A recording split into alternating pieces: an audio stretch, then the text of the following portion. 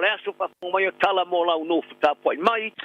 O te no te mai time in staff e malanga inga ona fa ma tu ia just to sing up on tu ia ia te JUL le party le New Zealand first va vasa mana e Winston Peters.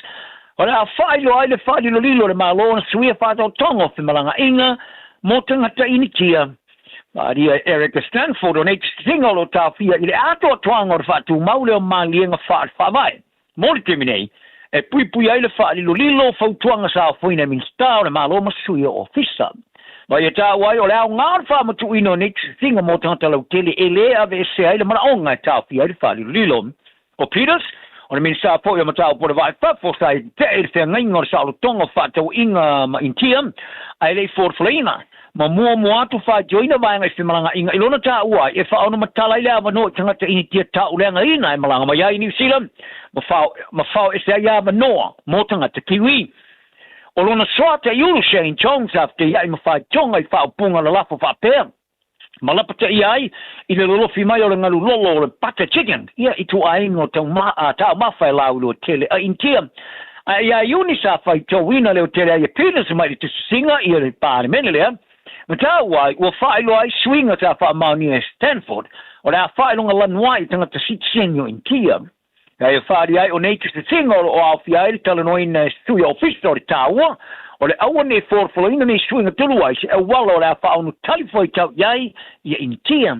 Ai sa whaari ai min staff whato inga Todd McClay o le party o le National. E se se ia Peters, ma e tau na tau fia whalau te lino whaamtalanga le sao mo le mawai o le palota.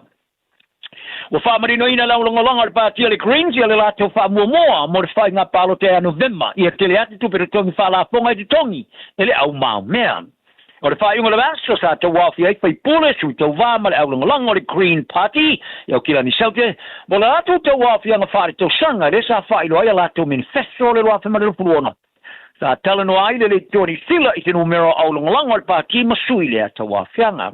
O stasi sa ia longa I le Tony Sila, o lo iai tu bere tongi o la fonga I lunga o loma tau topo le TST, iai tu bere tongi wha la fonga tongi maua po income tax, ma tangata e whai ngā ruenga ma I le vai aso le vai aso, ma na ia lato tupe maua e ave se tupe wha la fonga. Ai o I la tō lo tule atu le wha tupura I o lato tu mao ainga maua, e leo tongi ni la fonga pere o lava, o tilo iai e aona to e tala no ina. O se manatu sa langolonga ina se tasil sui a wai, I lona whaalia, e mana o mia le toi whaatulanga o tu bere tongi wha la fonga. Ina ia tau whai au mai mea le rei. Ma le toi whaatulanga o tu bere wha la fonga I tawa tele, ia inga whaatino oma. Pātia le Greens ua mana na o tu bere tongi wha la fonga I tongi. Ia whetau I ma ta mao ainga maua. Ta mao ainga maua e pasi atu I au ngā tupuranga e murumuri mai po inheritances. Whapea ma wha la po tonga. Ua mana na o fo I toi whaata o tu bere tongi wha la fonga I le amtaina lea. O le ai ni tu per tongi fa la fonga motanga e mo tongi na rwani. Mo se furua fetala tau sanga. Ai si tia tu per tongi fa la fonga mo tongi moa. E si de Marcela won se furua fetala tau sanga. O stasio suia wa sa faria le Jody Silla. E ta o tele o le tongi e tu per fa la fonga mo tongi la rwani mo se furua fetala. Ma ye fisilinga I PSA e o fatino ai se ai en fatino I le terminei. Sa no ai le tua fianga. Sa fa ia e tama tai sui tai marama Davidson o lo manino ia e nga fatino le parti o le fa popo le tu per tongi fa la fonga ai la tu au pisilo na mau mea tilo le mana wasi fa la botonga ina ia mo fa ona to investi I tau tu e fa lango ia tangata o le istama tai so ata iulu Chloe Swabrick sai falia o tau tala lava la tu ai fatino e fa vai le lunga o mo le mau. E vai tau selau ia li poti e whai era whai ngā runga whai mai au kela ne winga insetting ni 50 fleas ma isi insetting stasi o ngā singa ia whai mai sa se e mapalasi au tom whai e sori ni monga I tono le whata ele o le tina ngā singa se Claudia Elliott sa tau sia le mai ngā singa se o fatu whai mai I le masin turuai ina wama ani tau tonga sa whai elan fatu sa ia whafte ele leo le tau singa la whai ngā runga sa ia mo pitai sa ia longo le Jody Sila e iai o nā tunga runga o ngonga e winga I le tūlanga o iari whare mai ma lona wha oloina. Sa ia ta wai sa ia wha aru se furu tau sanga o ngalua e le wha arabu tonga malo o wha kasi. I no whonga pero silo na matau ki Afghanistan I ma Somalia. o le melea e masa ni ai le tūlanga o ia tunu e māteva. Ai sa matu ai whātea ina waru le whata ele le mai le no whanga tau si ai ngā se o whatu. Ina wa mai anta o tonga. Ma tiro ai i se numero ni monga le whata ele. A tom whai sori, ia monga la ai te tolu mo se ai. Ina wo tu alanga mo se sonia tu se marito se furu la whainga runga sa tā mo mai atu se ilunga ma avele poto le whaata ina mautino ai e o a fialo na ulu a plasi. Ma ia tā wai o le au whainga runga le o lava. Tua tasi o tangata whainga runga e wawaya ngate. Wo mai ana whai tau tonga. I le tangata whafo whaapitoa tā rohino ia. E nā le tō lua ila o le sifia wawaya le tō sumo leo no ngase. I le asto. Sa longa le sui o whaapitoa o tau si mai pasi le rei tori tira. E la te mai nei, sa si te ale numero li poti o fleas, monga mai si inseti, i te tonu o whaalava o whalamai. Mai e tā wai o le tero whaalava e kawa i ka pete i floor. E peo na avea mawai ngai le lei tele tau tufu ai fleas. I lo pengo whaamtaranga so i fōmaro loina ni siro tā wai. O monga me whaana whaapisina whaamai e pei o le dysentery, salmonella, male manawa te tā pore diarrhea, to ta tere si o mianga ele sola marolo ne yan. O te ena le parimi tu sina maulo mo to Christopher Lutz ne fai tonga fa sanga fa mamonga na parti ya sumalolo mo ma tu e ave at tongi i lo fa alian o ta rai i lo manai sa fola le parti le national ila sta i le fa popo sumalolo mo ma tu e ave le tos fulu aso ma fa tanga ya ma tu i le fa na ave umani ya sumalolo e tenga tasipa man na wai. Sa fai toina le partia le leipa i le national e tusa. Ma le a enga whaatino, ma whaasino e le porklame national i le whaao popoina, i le whaao popoleino asu malo lo mo matu e ave aditongi i le lua afe se furmanono pesa te ena lea. Ma whaari ai o le kipino tu tongi le porklame mo a amata le pesta start, whai titia whaatu pengo me ai o tamatia onga, ma toe amata ina whiutana ingo le tusa o tongi wātiri ai, ona whawhai ngā tā me uma mo ai ngā televau. Ai whawhari election, wa tiro rumanai. Ma ia whamari ia i whatoa a wai whainga whaparo kikiri tō sanga rua whamare lus fulu. Ma ina te rei lore mea sa te pomai, te mi uma vai. O reisi o pā anga o whainga mā lore pāti ele act. Sa la tō silinga ina le teimi o whaiai dea for flanga le national. E pe ona whaiai e vai aso sa tō e whamā vai aistu e nash. Ma ile a vea ma te sui tō wā le pāti ele New Zealand firstly tō malo Napier. O le eto e wha o Nash, i no mai ona i tā ua, o le tama tai whai pulo le National Katie Naimon mo Napier, o se whai pulo piti silo na pai e. O le a whaingo o nasta malo losta i ave, ina wola ila na pepe. Ai tā whaari election, e na tele i walo ia se mana te whaari o Nash, ai o a ingo whaatino na pati, o le whaonga ina leo mawhau. E pēna sa latu taula ia maia, wa umi foi, o na fofo mai. Tana longa, e tō tolu i tā mai o fuina le tōni ngana o Blacks o whiwhiria le tō whasu whaore awar whai a onga Dave Rangi. Mō le malanga tāmi le Afrika Sauke, ma le kapteni ani savea, o le ale awa iatu se au, i le au, se ilonga wo le tālonga whaitauria mō mō ma le Springboks. O le kapteni lango lango ma le sfoa te le Hurricanes at Duplessis, te rifi, o tōi misia fōi ma le awa le o Blacks. Ai o le pō le Hurricanes i asia le la waki, mo le lusi fōwete le Moana Pasifika se misi tu pōta e loa, ma le numero se fulu le Chiefs, Josh Checkham, ia tama ele ta alo mo le o Blacks o awhia le au. Wa awa iatu le tō fitu tama ta alo le o Blacks o toi te riu mai, e awhia le pō ia Ollie Norris, le huka ia Jules Spell, o le loka ia Fabian Holland, o le lusi fōwete ia Ethan Blackadder, o le tama fiti te mo i ronga tonu le ine toia Timothy Tavatava na wai, ma winge tō luari e koiane ma emoni na roa. Whāria reni, o le tō tolu tama fōu o whetau i ailo lato whirwhinga. O sa vea, wa ave i aile whātananga e whao popo iona sa maro lo, i le mai aile whāstalonga o ta along whetau lia i ailo lai. O lo ne winga, o le ai misia ia, ta alonga e leo ni ta alonga whaavao malo e tolu o le Blacks, ma au whaitu malo le Stormers, Sharks, ma le Bulls. E si dia masulau masipo te alo i se vea e unoma se malolo. Ina ua mai ana whaalu li tau sanga atoa li te amurisanga kalapu i a pani. I le mai ayon malanga ta amilo le o Blacks a wai li unga a whai unga li tau sanga tu wain. Whali e reni. O ta alonga e le o ni ta alonga whai taulia o le alfo ina e fo ista e ta i le abano e stepo ilunga o ni kaptini. O le whasu wha o le awa whirwhiria e alfi e le lufuru lima o tamata alu leine luma se fulu hiva tamata alu leine toa. O le amo mua amata tālonga le All Blacks, i la su valu au kuso, i le tālonga ma Stormers. Fasa mo muliane ta alo man Sharks I Durban, ona nga yan le Pretoria, mo ta alo nga le Bulls la sulimo au kuso. O le talo fai taulia mo ma Springboks o so rufulu o kuso Johannesburg Ellis Park. So ane ai ma le talo nga ma le Lions I le Malaya la balea I la so rufulu mo o kuso. Talo fai taulia na lua ma le tolu e fai Malaya DHL Stadium Cape Town. So ai ma talo nga Malaya le FNP Stadium Johannesburg. Ona tau fai malanga o mai leo au e lua e Amerika mo le talo nga fai taulia na 5 fai e Baltimore Maryland. Te mo mua o ta aloini au e lua ele o Amerika.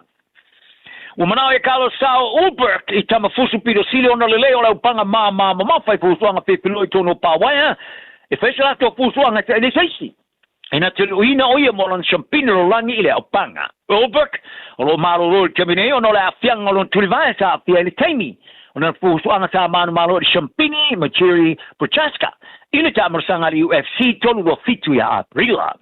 O le ale lava le maloso le alo sa mo kiwise longo wa ulia le lua fema le fufitu o le mele o le bang o le aupanga mama maforo I eisi tulanga le mautonu se ia ulia le timing I le mai ai o fuso anga le vao ma comment a Calaves ma Bogan Gastov I le fai unga le vaso whaaria I loe Obek o tama to a wha pito silo na le lei le aupanga e auna faitala to fuso anga e lo ai seisi o le avea maleisi o na panga pe ato e te liu I le pā. Talo na ni yaso, ia fa lo rai, maria lo waso. Eva mai pe I de radio kasi lima I vakolu amo. Au ngate le sunga mo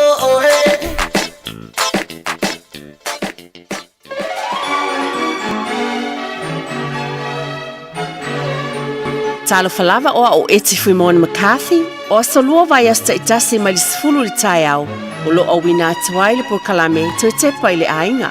O se por kalame tātou te fitu wha iai li telo mta upu au ngā, a wale ati na e o tātou ainga. O lo fina ngalo e tā ua whaatasi miso mātou manatu. E fisosoani lea a wāse lumana I manuia o tātou ainga maloto I fale. Manatua le por kalame te tepa I le ainga whaatasi mau eti fui mon McCarthy. Ia so lua vai esta I tasi nei le sifulu le tai au. I lunga le Radio Samoa, sifuli mai vitolu a mo. Whaftai le atua, whaftai lo tātou te mai le langi. O ia lava na whapena o na ia leo, I lo tau seifua whapena fo I mala uola. Me fua tau mawale nei awe no tāua, a wā fo se whapoponga tātou porkalan masani ole tau tepa le ele ainga. Le ngang Fiafia mai whaaloalo I swafa manu malo o Yesu Kiriso. Le tātou matai alofa o te ofa alofa mwhawhelo I tuai. Le pa ia maulunga o le tātou o tino. E whawhelo ai. Mai lawa I maunga te tele se io I maunga iti. Whapena fo I au whai ngā luenga pa ia le atua. Whapena an whawhale malu e tala ina le tala le lei a Yesu Kiriso.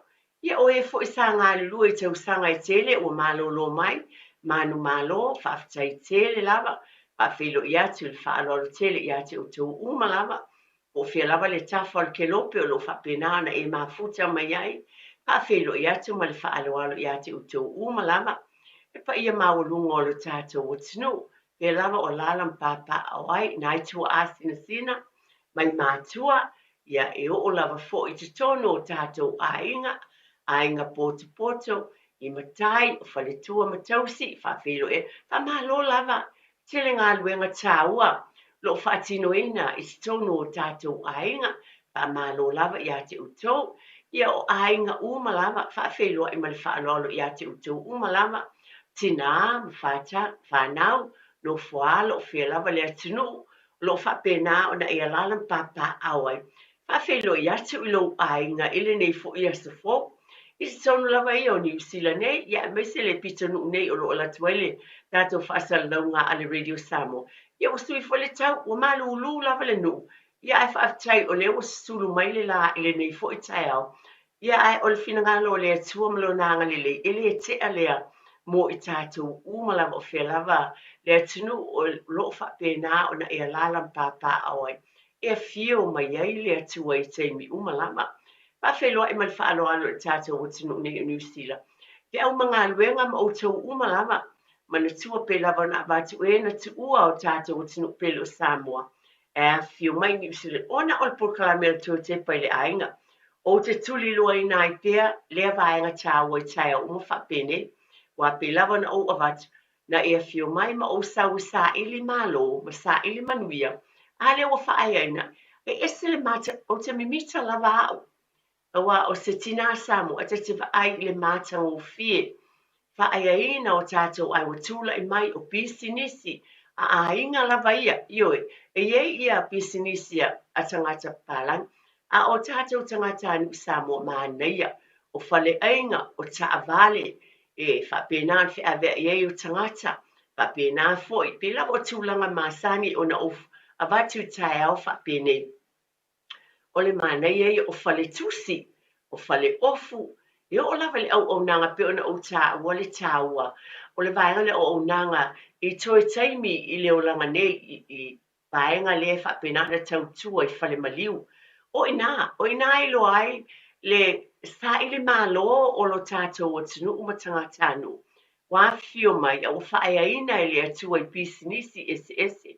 Whapena ai o na batu le wha malo o lo ainga e mimita mai lava i a tātou o na whaea ila tanga tānu Samoa o fisa o lo ia. Iei fo ia doctor surgeries wa iei tula i mai o fuma i Samoa lava lato. Ma mata ona tula i mai nei vaenga, whawhetai tele lava, whawhetai i le sa, i le maa o lo ainga, ua manuia, e o tātou fiafia, ia e mai se fo le whawheloa i mai whaalol tele la foi, tau no tātou e kālesia, o tātou nuu ia, pe ono o watu le au whai ngā luenga le atua, ngā lulua i le nei vai tau o soifuanga, whawhetai o tātou nuu ia, tātou te poto ai, whawhetai whaamalo lava o tātou ainga foi, vi ia lava le li, o lava e mafuta mai ai, lunga o tō whanga, e whapena o nisi o ngase i tōno moto, tangata mātitua, whapena anu whawhelo i atu, tawhi o kifo i lau la au, lau le tio, pe sila mai foi, tūlanga whaneo na pō, whawhelo i atu le tue tepa, i le ainga i ate oele na, a whaita ai taunu mai i au te arone ia, pena lava le soifuanga le malulua le nei atunu ai whawhetai i le atua na te tausi i loutou soifua ma lo tātou ola. Whawhelo i atu e porkala menei ma o tina i o tātou ainga umalama soifua manuia. O le upo le atua o fia avatu le nei tai au mo tātou ainga ma i tātou umalama. O le tusi masani le momo koronita o lonu tāu po suma le tolu. O le tāua o le alofa. Wa sili le o le alofa, i o se fe au foi, o se wha manatu, mo i tātou le tāua le alofa mai. A whai o te tautala i ngā tangata, a tō ma angelu, a le esa o alofa, wa vea o ma apa me mea tālili, o se sume palo tautani. A whai foi o ia tea o na perfetane, ma le iloa o mea lilo o malawa, ma le malama o malawa. A whai foi ia tea o le whaatua tu uma. Pātua uma, e ape ese ai maunga, ai le aisa o alofa, o te lea o ngā lava. A whai o te tufu i nā atua o mea uma, e whangai nā ia mātitiva. A whai fo o tu i nā atua lo tino, ina ia se sunuina, ai le aisa o alofa, e lea I lava so nā o ngā I atea. Whai mai, e onu sa I le alofa, e anga malu, e le losi le alofa, e le mita vale le alofa, e le whaafeteina, e le ami o mātanga, e le sa ilia e ia na lava mea, ma whaaita ngō fie, e le whaitau leanga, o tu ina atu mai e nisi, e le fia i le ami o leanga, ai fia i le whaamaoni. O le alofa, e le vātia mea uma, le ai se mea e ngata mai ai lona whaatuatua, ma lona whaamoe ma lona osa. O na whai mai leo le whai upi muli lava, o le nei lava fwoi tusi, o le tusi le momo koronito, ta upo suma le tonu, o le whai upi muli lava, ai mai, a o le nei, o le whaatuatua, ma le whaamoe ma le alofa, o nā mea tolu, a o le silio nā mea, o le alofa lea. E o le upu lea po se Langona le tue te pai le ainga pila bona bati. Manatu lava iai spea se sao le tue te pai le ainga I vai o sata itas. E wha manatu tuai I lo ainga ma lo fo I ainga. O le fionga pa ia le atua o le alofa. E mai e le lei mea uma. Wha atua tua. Io e pa moe moe. O le alofa e mai o le sili o name e tolu. O le alofa le ea fifi o mai mea uma. Ale ama tensa tu por kalame man tua e ofisie le au ponsa. Io tātou ainga o na o le wala o pa ia le atua. O te talo ia wha amaise le atua I o tau ainga mo tātou ainga. O le atua lava tātou te mapu iai. Pe ni se whai malanga atu, pe whai malanga mai. I tātou atu pilo sampo. O whea fo I wa nisi o tātou ainga I au satalia. O whea lau. O te talo ia wha amaise le atua I o tu fia lo I matamalingi. Tātou tu ia whiong pa ia le atua. Ie pelo tātou wha moe moe I le ola I wha vau. I o tātou ainga. Mai lo ainga I lo ainga. Tātou te wha mawhan whanai. Ma tātou mana tua le alofa o le atua. O lo o iai pe ui lava. Ina te te a mai pele I lo finangalo ma lo loto. Ai tātou te loto te tele. O mai on ta pena le ola I wha vau. Mo oe mau. E awale le tuitu manu malolo tātou li whaolo I Yesu Kirisu. E sel manea, le vaenga tau pe a tātou baba iai. Whai mai o le oti o le whai te toa le le ola I whaavavau. Mo e o whātua tua matali tō le li. Whaafitai tele lau I wha mai se le atua. I o tau ainga mo tātou ainga. O se vaenga o manati o le neitaia, au le amataina le vaenga le. Whaafitai tele lava, le whailon whaangaloina, whaafitai wha mahaloma atua. Le tūlanga māsani, pila wana e silafia, pa moe moe lava, pa pena whana onu sa ili ne tae au, sai fo le molina o na yalo ma whanau, I pila wala wha manatu māsani, ili ne por kalame, iu e ale ma whai ana whai se lotu, ia ai te talo tonu ta vale, pa wala me wha manatu maiti, ia, whai le upu, la lava le upu o filifili e lo ainga, e ese le māneia, la le upu wa e te tō ai tōno le whatu o lo ainga pula le me tau lotu tamai, pa le me I loa le whanau. A wawhai mai lava le whiongpa I ale, pe o tamai ti le whale a onga. E o ina ai e whai a onga. Ai whai mai o tātou a mātua. O whai a onga mua mua. Ia tātou a o e whanau I māti tau I le atua. O le amatanga le o le potu. Ai whaftaita mamtina. Ma loa le ono sai, seu whai a onga. Ia, seu tene fō mai. Ia o seu kamuta, ia o seu pule whaleenga, o le tamakuka, o le tene tau soifua, ia o e tau tele loa, na o le atua na silafia, a le mea moni, o le nā e iu ao mo tātou lima, le manuia o a o ngā le whainau, wha malo ale, uspo, whaftai fo le onu sai ma le whapalipale, I la wana watu nei por kalame o le tue te pai le ainga, o le a onga amata, tūlanga lua, kolisi, Universite, po whea lava le a ongolo o le e tamaiti. Whaftai I lo walofa manonganga le, a wa le ala ilo por kalame nei o le vā o mātua ma whanau I tu umalava. Tino, loto, ma whauwhau ma le anganga. Whaftai tele lava mātua. Ne tai au, wa ofia a maia se vaenga le, ele e fōu lau whaafonga mōnisi, ai e sui tausanga uma, mai ale tausanga, saule vai tausanga. Ele tulou lava, ele o se whaatonunga, tulou, na ni whaamanatu ma ni whautuanga, mō tātou ainga uma lava. A wape ona o avat, ese tausanga, ese fo I ainga ma mea e tupuai. Nei tai au nana o whaamanatu. La so fina ngalo, pero nga te mawhaina e wala au mai se te mulmulian tala ta telefoni, e tā ua o tau whinangalo.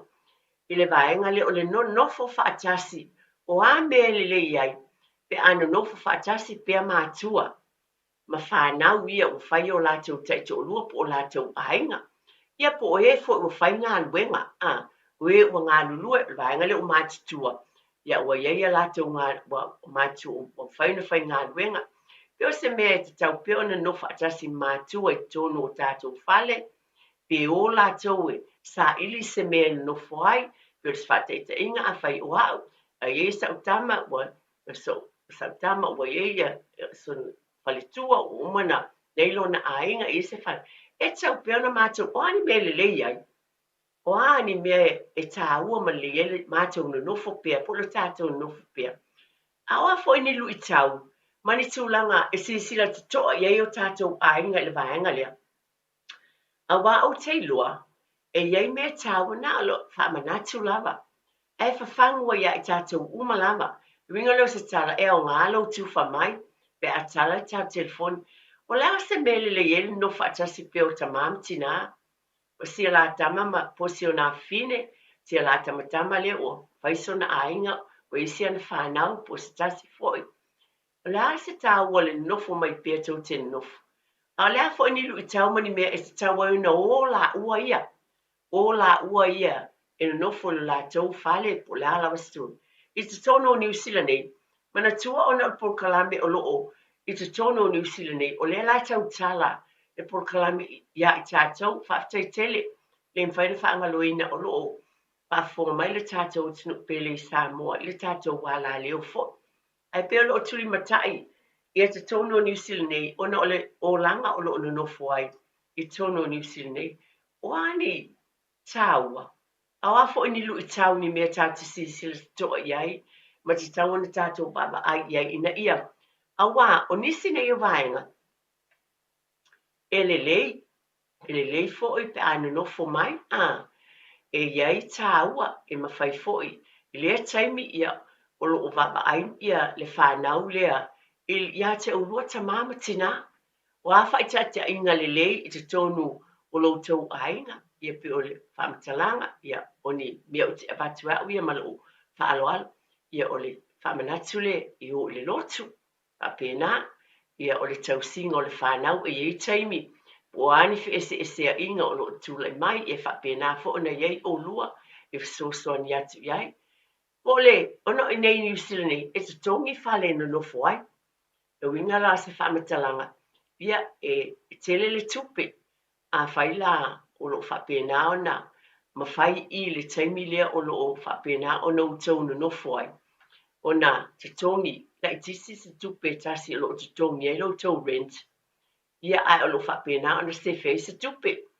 E o atu foi e tau mawhai e se lumanai mo sa lātou whale. O ni whātai ta inga.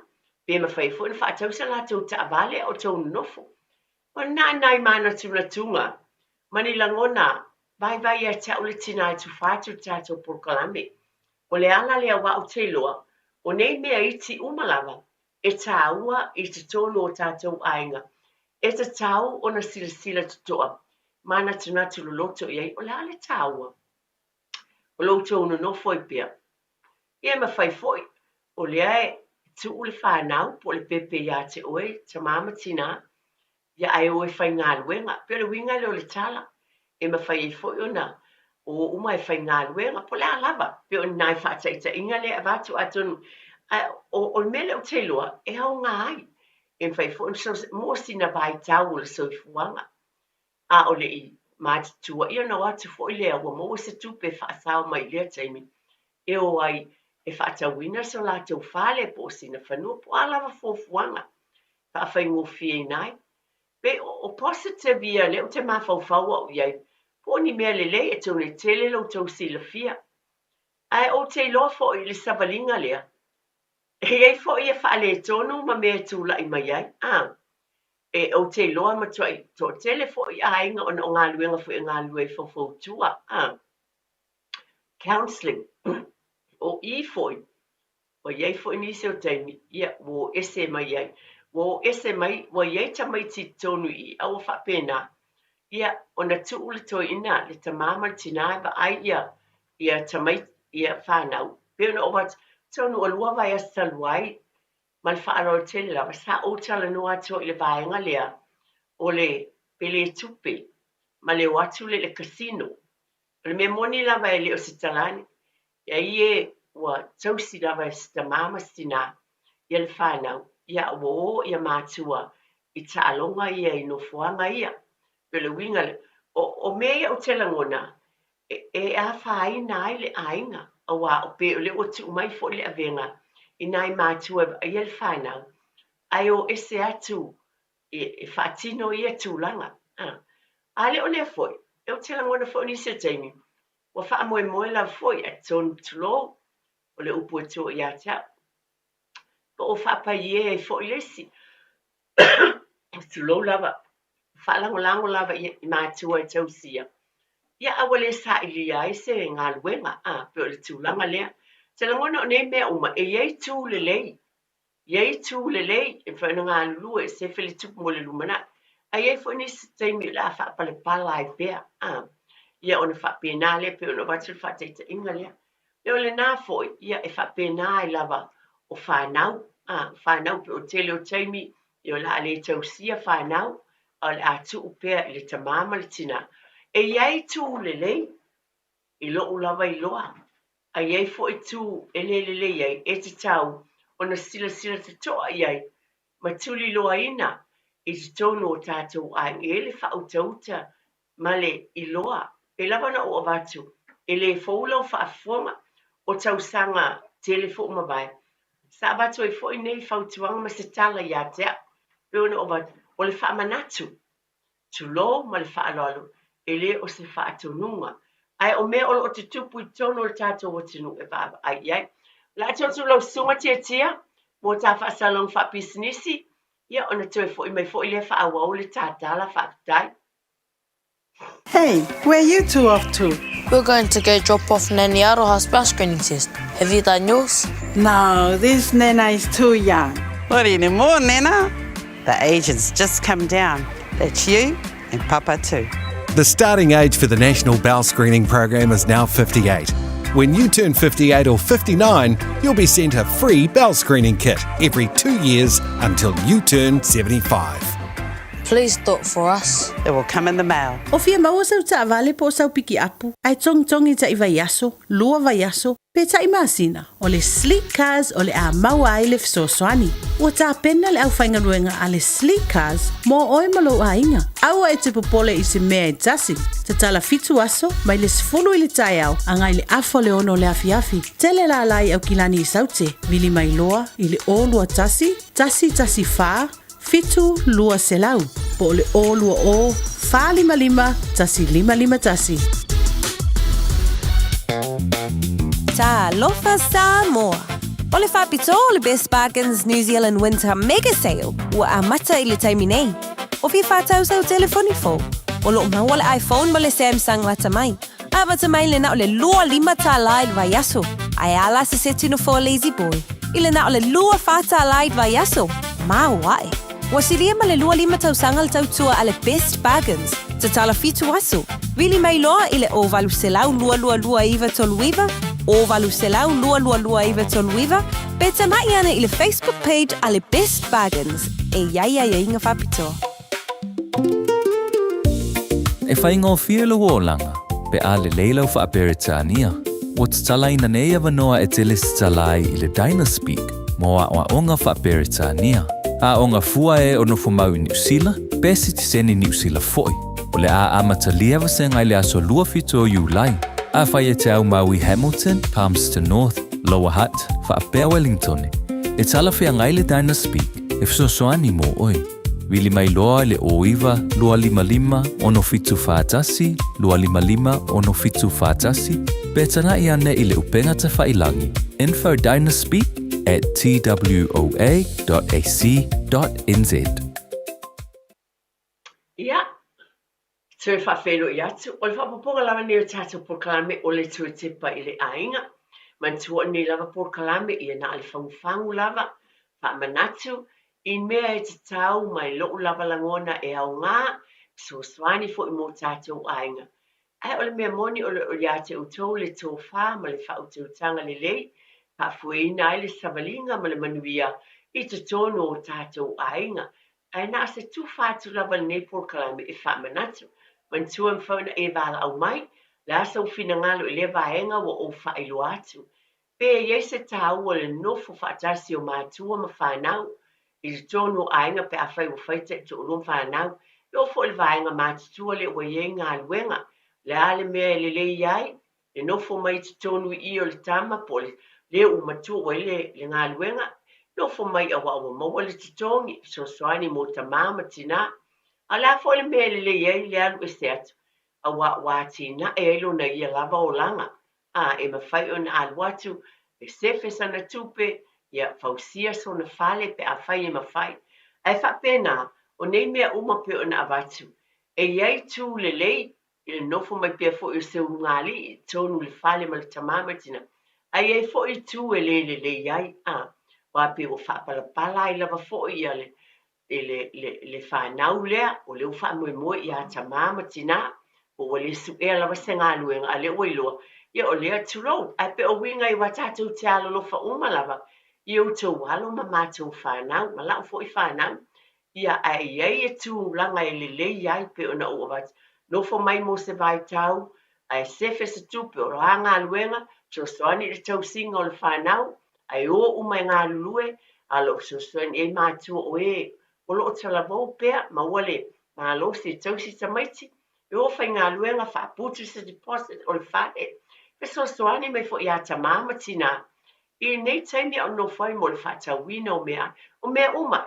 A pe o te whamanatu tū le lei ia. E iei tū le lei. E tai fo i pe una abatu, whamasani o atu le. E lotu pea ma whapena atu langa uma tai. A o hao tamaiti, whanau o whanau, tu o paleali o mātua. Ia latu whanau o whanau. Ia tatu Fiafia. Longa le ACC o se mātua po se grandparent. Na te le iloa le alofa whavalea. Ia i tātou i whanau a tātou whanau.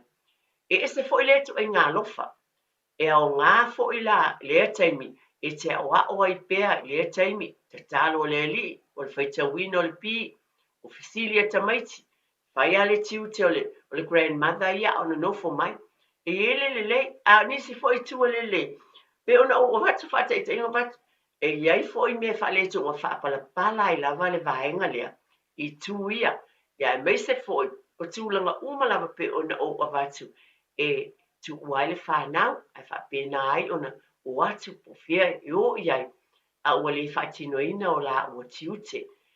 O lasa o whina ngalo iai le vaenga. Pili mai whaamole mole whaali sa o whina ngalo i le vaenga. Lasa mele le iai. A la fo iso finangalo o atu langa te finangalo i le tauna o la ua ia e ati a elo la ua aina mani me tupu mai toni o tatou ai. Flow lava. O lea te talaina le tā telefoni am whai ona e wala au mai ai. Au whata talina se tātou wala au, ia e iei fo si vaenga tā ua o te fia tala no atu ai. Nei fo i tai au i te tonu lava o tātou ainga. O le mātala lea o ta māma tina, o i tātou uma pe o tātou tangata anu uma lava. I le nei taimi o alu sabalinga i o tau walu tātou whanau. O wa whai i ani uma na whai insurance o tātou. Le we tātou wala au, pa tai, tā lo whala mal whaalo alo. Tā lo whala wala o fio ngā whartua e. O le suafa mal whaalo alo tele. O tongi pau. Tongi pau. Tā lofa i sau noa maia o le tina e se fina ngalo. Whawhetai tele lava e timo le avanoa. E ese le mātango fie o lata whaalongo longo i au polkalame yaso lua uma. Ia, o la ufa asoa atu le taimine i pe ona e sau noa mai. Pe iei se ao ngao le nonofo whaatasi o mātua ma whanau. Ia, o le vaenga mua nane o te fia tala noa tuai eti. E iai le ao ngā, pe a whaapea o mātua, fo ia ua mātutua wana o la ua, e ta tau lana iai le whanau mātutua, e va aia o la ua, ne i tupu ai se whaalave lave, so soani fo ia la ua le whaingo la mea tau mafa, o a mea mana o ai. A o la iai e whanau mātutua, e mawhai ona fesoa soani iai. Ma le si tūlang, e ao ngā foi, a wā a whapeo tātou ni mātua matua, o le no foi whale o le ausi, e tau ngōwhie, e mawhai lana no foi ma le whanau lea, ia mawhai ngā ruenga, pe a le leile fuafua, whaaputu le selen, a o loa po le ale fina ngalo, o le atua I matua. Ia na olo leo la ua e whaatau se la whale a tina ai leo la ua a inga ma le la ua whanau e matango fie tele lau por kalame ma le fuafuanga o lo manatu na iai e te tauna pe a whape o matutua wale mawhai o nao e a ngalani no fo I e tausi a umano po le arfina ngaleli na olo leo la ua e a tina e la ua a inga fai se la fale no foi man la whanau ia ma a tina le la ua a inga e manui ai foi la ua a o foi po ua fio mai le a inga o tama o le to'olua ia o atu iai a fio mai foi le a inga o le fafine ia o atu iai a la ua mautu le la ua I le taimina no fo whaatasi e ma matua ia le sefe o au e iai la ia u grandchildren e to'alua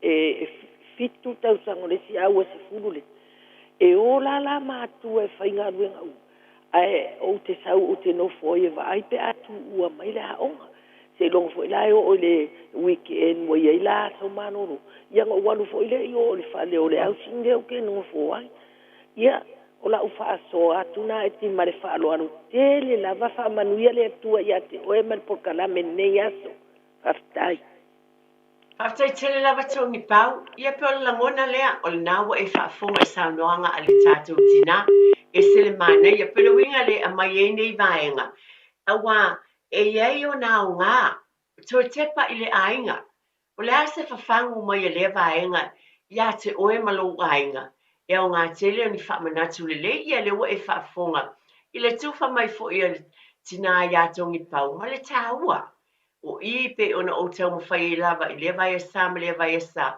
o ani me se tau ona tue whaatepa ia I tātou toni o tātou ainga o ani whaamanatu mani mea e te tau ona tātou wia si sila tuto ia awa e mawai atu le tau sanga o mātu lea o ngā tupulanga I tātou porkalami lava ni o tue te pai le ainga e ese fo'i la tangata ua soifua mai le nei vai tau e apalai iai e tala whea ngai iai ia porkalame ia ma vaenga ia pe un tātou tau tala ia neas mantua le te tala lava le tātou telefoni pala au mai pe una uvate e iai tāua a iai fo'i ni lu I tau ma ni mea e tūlai mai le tūlanga le pe una uvate o lea lo o talaina lava le tātou telefoni e mawhai ona e vala au mai iai e whaasoa mai so fina ngalo I le vaenga tāua lea. O le tasi me le lei o te pe o na tāua fu e tūni pau. O le tala noa lea ma le whanau tele la o teimi. E iai ia o tātou me na te punga mai e te tonu I Samoa tonu o le vaenga tāu tasilia vaenga tāua a ono nofu whaatasi ai ia e tala noa ai I ngafa o ainga. Pero winga tasi ia mea tāua I le ngata o le lotu ma le soifuanga o ono nofo I lava I tono o New Zealand nei. A o taimi tāua, e whaasoa atu ai le tamā tu lola ma le tina I le whanau I o tātou ainga I Samoa I o le mea na soifua mai ai I le tono o le ainga o le tamā, tono o le tina e le lei ona taimi tāua ia e whaamanatu ai Fena soifua mai ai o tua a ma vaenga o mataua. Ma va ai I Samoa I o tātou ainga I Samoa.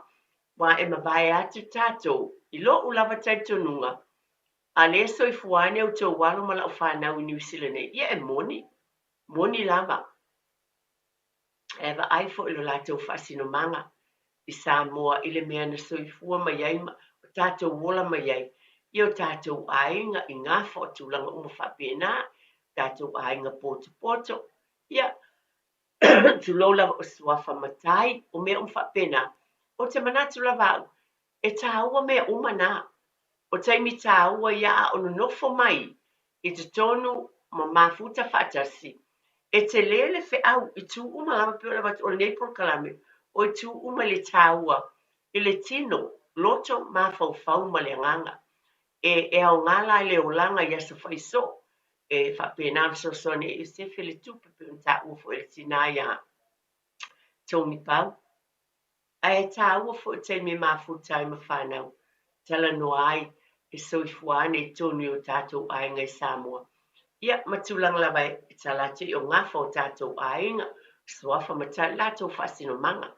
O nisi o tāua malelei o te tonu lava, e a mai e lea tua i teimi whapenei, mo i tātou ano fwai mo tātou ainga. Whaatai tulou lava. E tāua tele, ai peona o batu, e iai tu ia e le ato toa ai.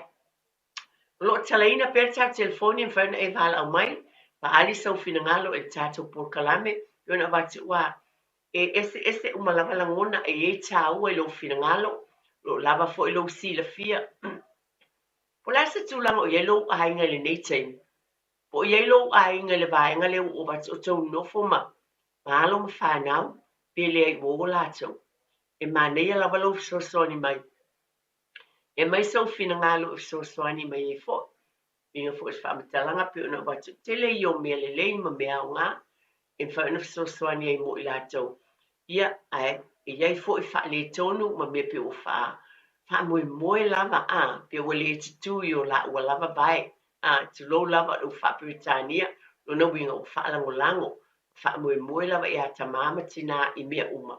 Ia, a wale tu lo lava, wale a mata o na fuafu o mātitu o waiele wha nau, tauna iei whau tau te lin fitu na inga i tonu i le vale o mātua ma whana ia i la ua la fo o mātua te labo ma le ati nae o le whanau la iti ma le tau singa o nisi fo i mea o te loa o le le iei a wa nisi o mātua ano no whaatasin whanau ia pe taua i misa mai ia le ungari i talavoli ia ta te loa uma pe osa tulo lava le tamā, ia wa au isi o nā whawhine.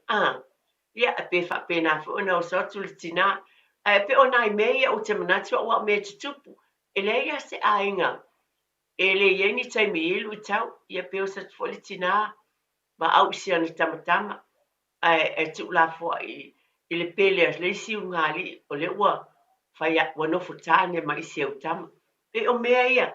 E tātou te waba ai iai, i tūlanga uma. E o lani tūlanga iai. Pe e te wha au i se o walo, ma se o tama. Pe atu pumani pe whea wha pe tōno tātou ai. Pe o vaenga ia ma le wha alolo tele lava. Wa o te mai ele nei vaenga, e tala noa iai. A whai o iai, ia lava le, ia i tātou tūlo ma le wha alolo. Le ono sai ma le wha palipale. Pe lava ia te au lava ia. E masani ona o abatu. A whai wha ua no whatane mai, pe whai a wā fwoi wa pēnā, ia, i tasi i o tō walo ma lau fwoi whanau. Ia tātou walo lo whala iai, ia o tasi o wāenga i tupu i tōnu o tātou ainga. Ia whai o tātou no nofo whatasi, mo o tō walo ma lau whanau. Ia i taimi wā whi ese, o whesi tū wai lea taimi. Ia o le whamanatu lea, tō tepa i le ainga. Ia e manatua, o le pele fo ia si tamama stina le la, si la tama le o ia te ulua. Ia o le whamanatu lea tō te pai le ainga, ma lo whaalolo te le lava. O te whawhangu pēr ma lo whaaloalo tulo lava. Manatua, pe o le tasi lea mea o te, manatua u iai le nonofo whaatasi. Pe tau i misa mai, o ai e te tū iai. A whai ua nonofo mai, ia maua ia te tātou, lea lofa ia te ila ua umalama. Mana tua foi, o le pele a le tamā la, ma sio na to olua sio la tamateni. O le pele foi e tamama tina, ia sio la tamatama. Lea ua ia te olua nei lala ura roba inga. No winga, ia tātou lava ia. Mea ia si, pe olu i tau ia. O le o teiloa, tasi alu i tau po challenges i tono ainga le nofo whatasi. Ai mānaia. E mānaia pe ona o wat e iai ia me lelei, positive. Me nofo lelei a ti nae, ia te ulua fo i maa u fo ia. E whaatonu tonu fo lau so soani atu. Awa o ulua maa u, leo o man savalia le te leo, tūlanga ia o leo langa le iai, a tonu o leo o tātou le umomo savalia le awala lea. O lela o nofo mai le whanau, ai mawhai i sa tātou tala, o na fau tua ma so soani atu.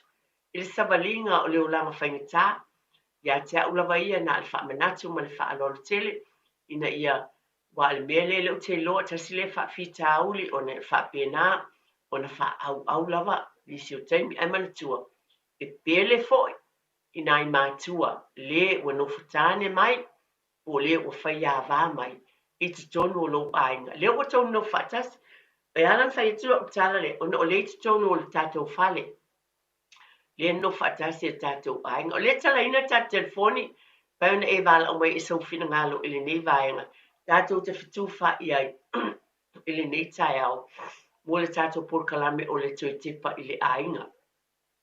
Po so longa le mea o mai tonu o tātou ainga.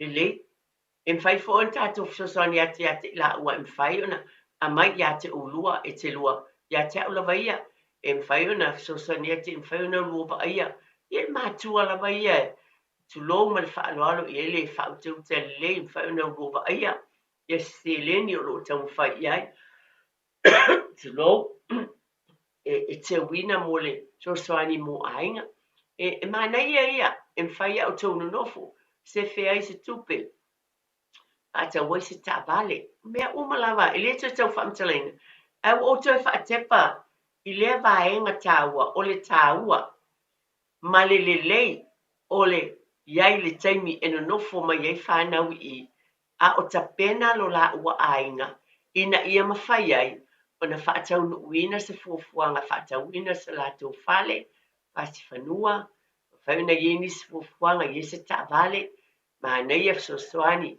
se fei se tupe, se umafuafuanga ainga, o le lei lea ma lea o ngā, ai peo na o bat, e iei fo le, I tu e le iei, o na le a whaata mala I pia le whanau, ia ma whaapena, o na wia o nisi a wala, Fulou lava, o le lei whautauta le lei, ma ua whaapena ai, o na iei le vaenga lea pei ua, tu ia ta mama tina, ia, le avenga ma mawhai tau avena, ai ola sa o loto lava, o na o le olanga o ngāli I tala bou. Ale whamanatu al tō te pai ainga le netai au, o loo ia te outou le silafia ma le iloa, mai tātou umalava ma le whautau tai le lei, I vava ai ai I tua o ngā mō tātou ainga. Ala o mai o le ia le avanoa, tolu fit silima I watolu, o le tātou por kalame whain whaal mai sau fina ngalo, I le tū lea, e iei se tāu o le nofo peo ngāli talabou ma mātua, ia pe e fo I se tūlanga e silafia, e le ta wain mea peo na uwhai atu, a whi sai ia ua le ngāli talabou, ia o whai tū au mātua, e peo le whawhangu, ina ia tū maule alofa peo na o avatu, ma tūlanga o mea le te le tauna, whaamanatuina I lea taimi o nofatas, o le talanoa I ai, ina ia manuia o lātou ainga, ma ia whapena fo o loo ai ai fo I whanau o whanau. O le whate ita inga le lei o loo avatu e mātua. O loo ba ai iai le ungali I talabu lea, se watali I se wafine, se utama, malona to o lua, lana tane, ina ia whapena, o na sava vali ina ia manuia o tātou ainga. O le whamanatu o te pali ainga, o mea umalawa, e manuia lava o tātou ainga. O le fina ngalo lava I o le atua pe o na o avatu. Ia manuia o tātou ainga. A o tau amo tātou lima o lo iei whata atia ngau mea uma. E sabalinga I le o langa o lo tātou iei nei. Tātou te whaptai le atua. Tonu le nei atunu o e alala ma o nofo ai New Zealand. E se le mātango fio me o tāpina ina I le atua. O ngā nai whanau pe o na o avatu. Tāpina ina, ioi, e lea I whapea tā whinisi o teimi whaingatā, e matua moni wha mauni o whaingatā, le tau o soifuanga. Ai o tali tonu o iai lea lofa o le atua, pa tonu fola wa I tonu I o tau ainga ma lo ainga, ina ia manuia ma iai le mawhau tonu, e fuafuai o mea lelei, mo le manuia I lumanai. Slow lava. E le lei lava, I o tātou ainga o tātou mātala. Mātala, a wa o mei a wala mai ai, nisi winga mātanga, Maleanga I tonu tātou ainga. Pe a le iei le whautau te le lei, ma fuafuanga le lei, I le waha o mātua ma whanau. O le whautuanga fwoi a inisi o whanau tu rou lava o ainga talavo o lo whapena o lo tau nofo manai mātua. Ia o le tatalo lava ia iei pele file mua le li whawhetai lau tau singa. Kasi le mea o te loa. Whawhetai o le o te loa e iei ia ainga. O lo no whaatasi matausi o lātou mātua. Whawhetai lo tau wanga lelei. O le mea leo te lofo o tātou tangata anu Samoa. O le no whaatasi o mātua ma whanau ma lātou whanau. Leo te loa ei ainga. Sai tolu ainga leo te loa. E ese le alo lofa o alam whanau I o lātou mātua. Whawhetai tele lava. Longona nei tai au ia iele file mo o le atua I te tono o tātou ainga. Tele e tausi le le I whanau I mātua. Lango fisuaswani. I mea o malawa o loo whaia I mātua I tono e kālesia o ainga poto. Whawhetai tele lava. Ia, tia. Tulou.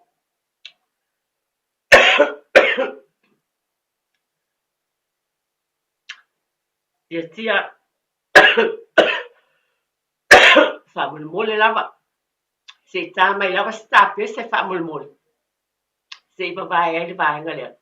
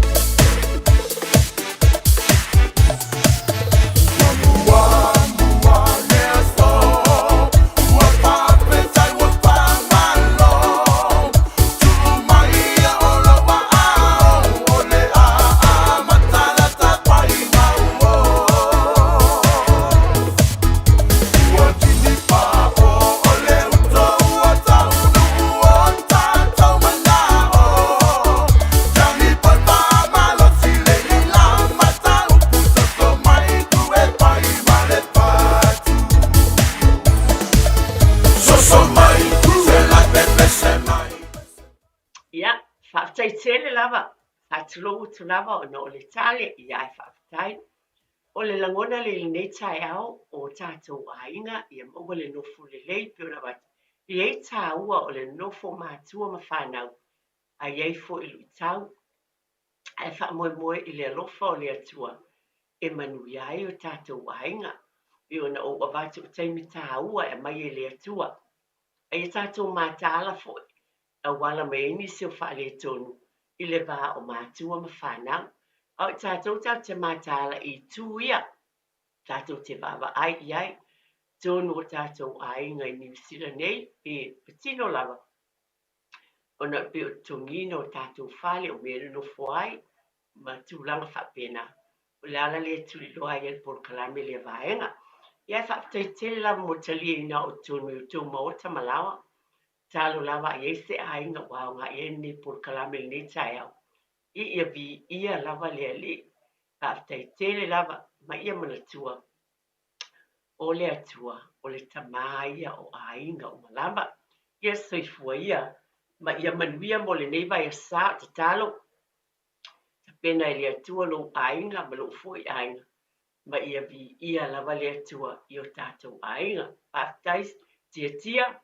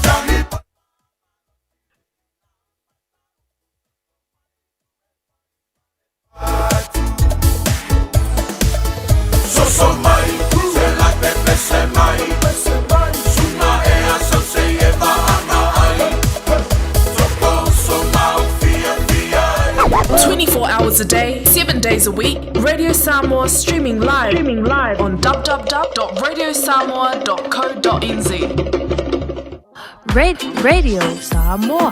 Taslima iwaton amo.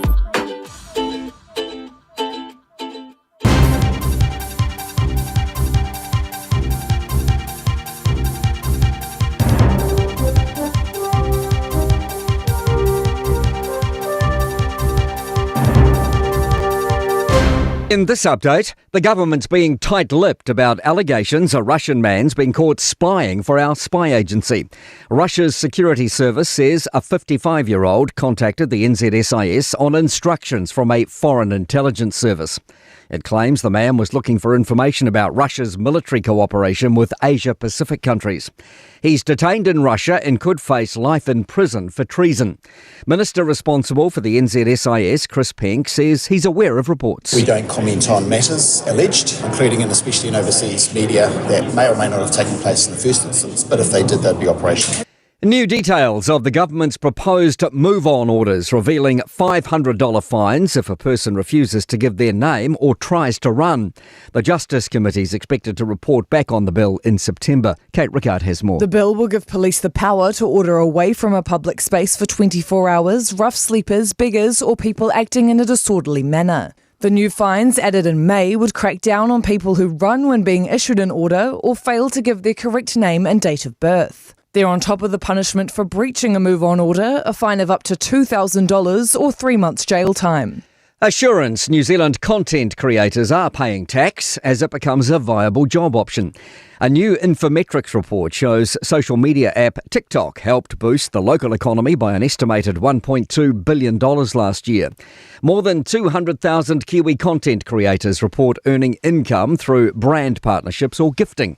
Principal economist Brad Olson says the economic contribution comes through spend at local businesses after people discover them on the app. But he says creators are adding to that as well. Those who are content creators, they will be definitely paying tax. They're either paying corporate tax or GST, or they're paying their own income tax. Police say there are minor injuries after a bus crash between Queenstown and Glenorchy about 9 a.m. The Glenorchy-Queenstown road will be closed for some time. That's news. In sport, swimmer Lewis Clearbird has won New Zealand's first gold medal of the Glasgow Commonwealth Games. He's defended his 200-metre butterfly crown, surging from second to last at halfway and fourth with a length remaining. Clearbird's delighted to have triggered the first rendition of the national anthem. I think I'm already sick of hearing that Aussie anthem, so I'm glad to hear the Kiwi one for the first time, and hopefully that's the first one of many for the whole team. It's going to be hard to come down from that tonight and try to refocus for tomorrow for the 400 AM. Siale Lauaki's putting his elevation to the All Blacks down to esteemed company at the Hurricanes. He becomes the fourth prop from the Super Rugby champions selected for the South Africa tour, alongside Tyrell Lomax, Parcelio Tossi and Xavier Numia. That's sport. I'm Malcolm Jordan. O tau sa ili se sa mo lo ainga. Po tau sa ili sa masinin tutua pe o le Hilux ma le Ford Ranger. O le au nanga ale kaseti e whaafai mo fie mea uma. E te alu malau ta avale. Ua e malie atu atoa. Talia le te tongi vaiaso, lua vaiaso, pe masina foi. Tu atoa lo whaatu atuanga i le kaseti. Te tala fitu aso, tu atu si fitu tasi, East Tamaki Road, Papatoetoe. Telefoni lua fitu fitu, ono fitu lima fitu. Lua fitu fitu, ono fitu lima fitu. O e si la fia me e whaatino e mawhaiona e umi ai so fale motu le lumanai. A whai fo i so fale motu, o e si la fia me whaiona whaatino ni isi o fuafuanga e whaonga aire equity o lo fale. A wane e misiere por kalame o le malu I fale. Ia Fiafia o sururu ta itasi le se fulu e te aile whaa. O le a e si la fia ai au wala e mawhaiona e umia se fale motu le lumanai, ma au wala e whaonga aile equity o lo fale motu e whaata wai se isi o fale. Le por kalame o le malu I fale. Ia Fiafia o sururu vai aso ta itasi se fulu e te aile whaa.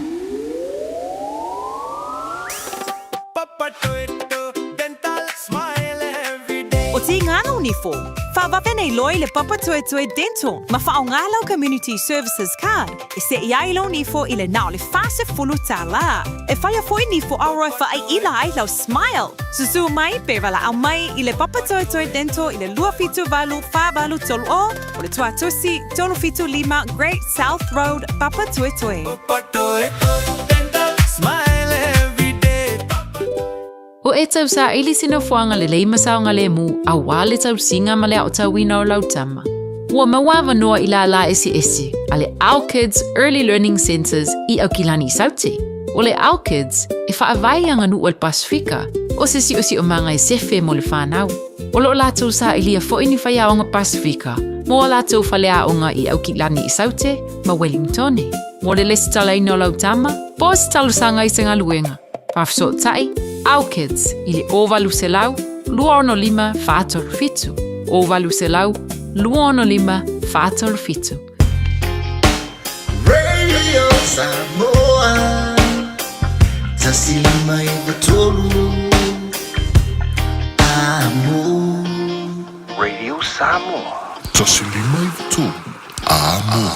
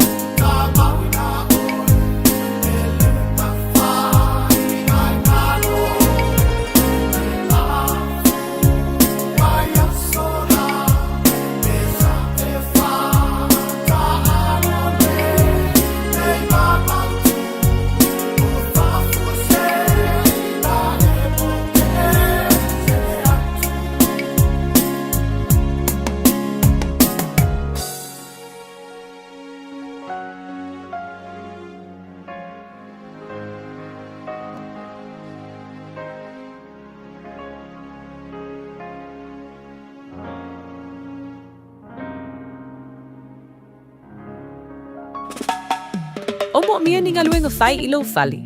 O le living space o lau company if so soani ilu fa le leo maota malawa. Ama na umia si papui pui, carport, canopy, be fa folau heat pump, fai sau dick, fa ka peta lo fale. Fab so ta imai ile living space. Fai 4 quotes, mau le so soani ile finance, ele aise deposit. Vili mai lo le living space, ile o valu selau, lima faono, fa valu fa, o valu selau, lima faono, fa valu fa. O fia maua sau ta avale po sau piki apu. Ai tongi ta iwa yaso, lua vai yaso, pe ta imasina. O le sleek cars o le a maua ai le fisosoani. Ua ta pena le au whainga ruenga a le sleek cars mo oi malo a inga. Aua e te popole i se mea e tasi. Te tala fitu aso, mai le sifulu i le tai au, anga i le afo le ono le afiafi. Tele la lai au kilani i saute, vili mai loa i le o lua tasi, tasi faa, fitu lua selau. Po le o lua o, faa lima, tasi lima tasi. Ta alofa lava o te roa. O le tala fiafia, ua whaiti jenei tausanga mai le ono sa fulu 5 tausanga le matua o le soifua. Ua whaatinu nai po le kalame o siaki ma wha ata o le kanesa o tau fale. Ele e senga le winga tele te whaia. E au lia lo le 5 po le 5 tausanga le matua o le soifua. O le alafo fua atu i lau pusa meli, ia le pusa mo susu enga ma wha ata o tau fale. Ma wha manu i atu lo waso whanau. Ai o le vaenga le leiai. O le a maua fua pusa ma mea whainga luenga. O le whaatinu ina o ia wha ata masusuenga e tai lua tausanga malafu atu. Se ia o lava ina i e au lia le fitas 5 tausanga le matua o lo soifua. A vave i loa, ma maua a unga o le kanesa i le amatanga. I susuenga ma wha ata o tau fale. E mawhai o na tonga fitia ma le manuia. E le aise te toni. E vave ma whai ngofia. O susuenga ma wha ata o tau fale. E mawhai o na wha asao i naiola. A maua lola pusa. Vai, ua na o le Radio Samoa se furulima iwa toru a mo e tautuaina o e ilaungangana fitu aso le vai aso.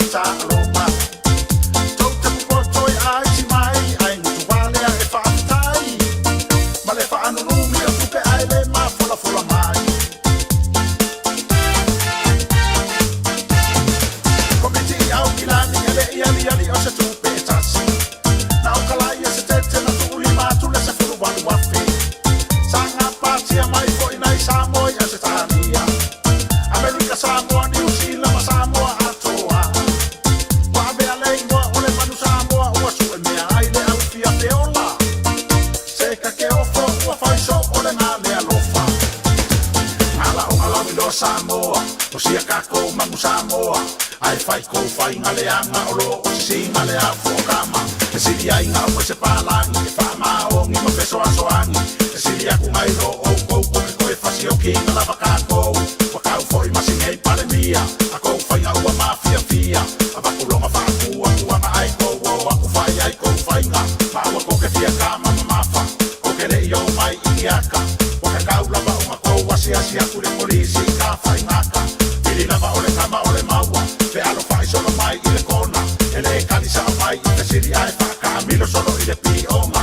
Ke le whai aku oma o se ika, a o se le nei mo aso o i luma. Mai a awa ngei koe kula i mai, le whale komu pei o mai ai.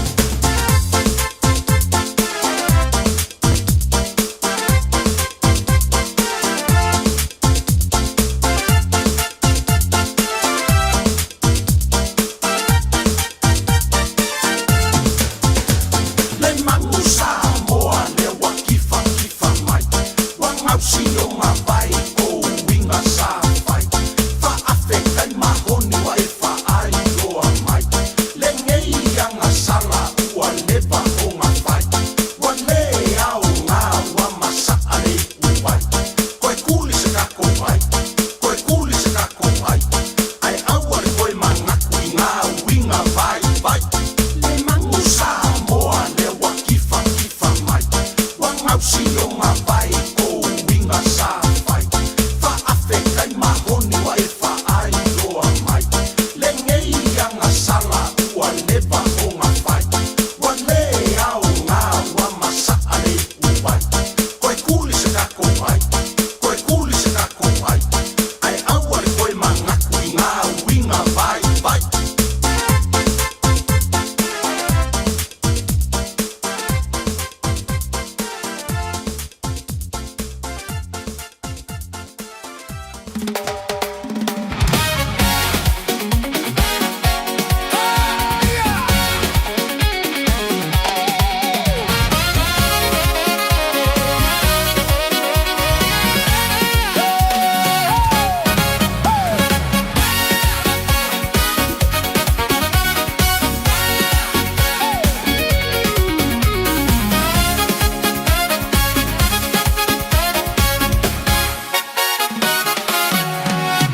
Petate musa musa mea taulia ya kotuluma. Fai fo i se swinga ua Samoa la ala a ole fina o masaili tuli tuli ole sini. Fai mapa a moe moe ile ali i. E tele fai ngata tele fo i o pua puanga. Ai a etu lava tu uile atu ale anganga. Fina o ya malo awa o se lumana. I fai le loto mawalalo mawaleo no sai. Bailo lima, sole sole se sole. Bailo lima, se maca sole gay bahia. Se ita o tu si fua fua,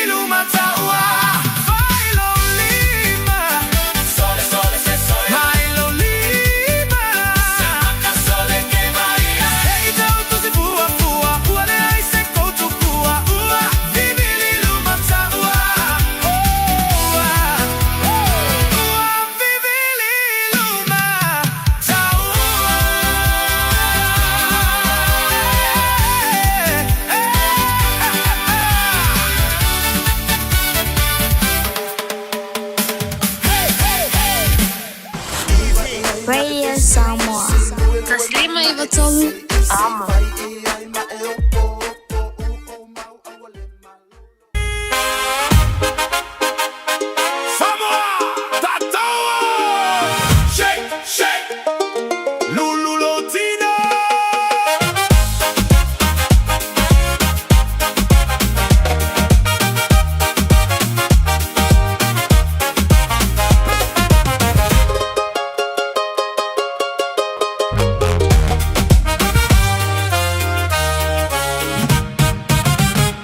Solela, amata leaso, Fiafia malosi, lea ise mapu, kukale me ai, tausi lea iga, o lea lofa, o lo umalosi lea, saili le tupe, afu ile tino, atale fanau, uagalo le fiu, aso uma pisi.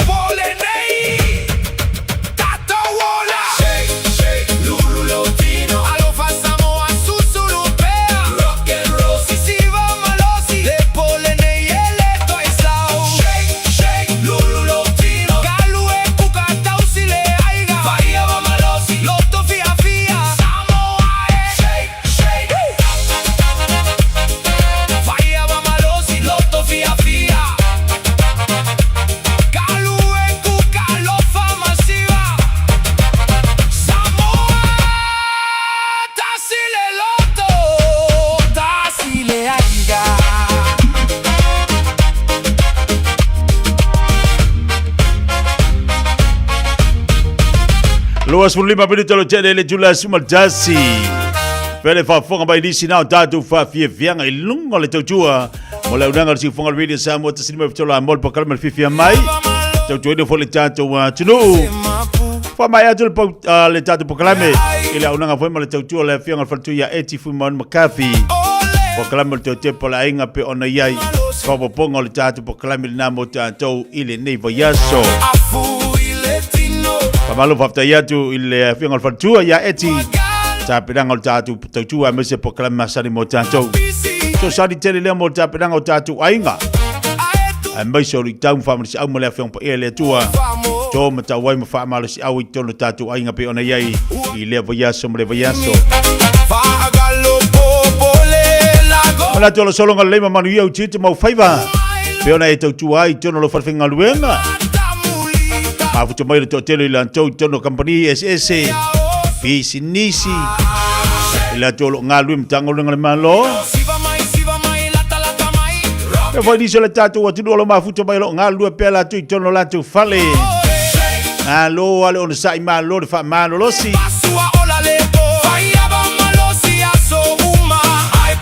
Doi fa maloa tu tapo inga nei tatu to mam tira matu mo to malawa. Te voi sunga fa fengainga. Na tu faltua malo si fu lau dele. Malo lagi mama le tai au fou. Ai ole nei ole aso lua. Le aso lua se futbol valo nei masina. Male tau malulu o ka se malulu o tau. Ova tele le malulu do ye tatou. Ya ele ma faila bona tu o tatou usu le tai au male tai au. Patu tunga tatou e manai tamaiti.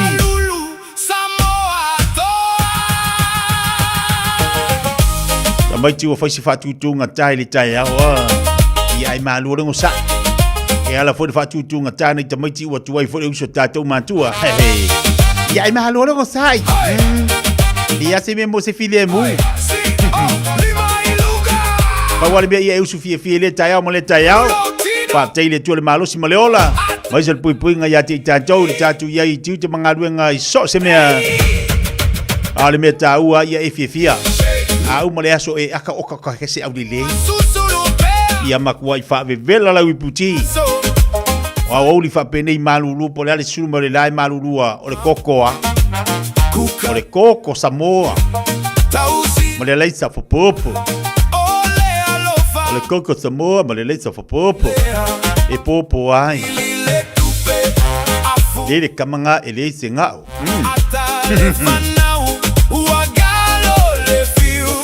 Disa la tolo ba futa ba inicia tenu.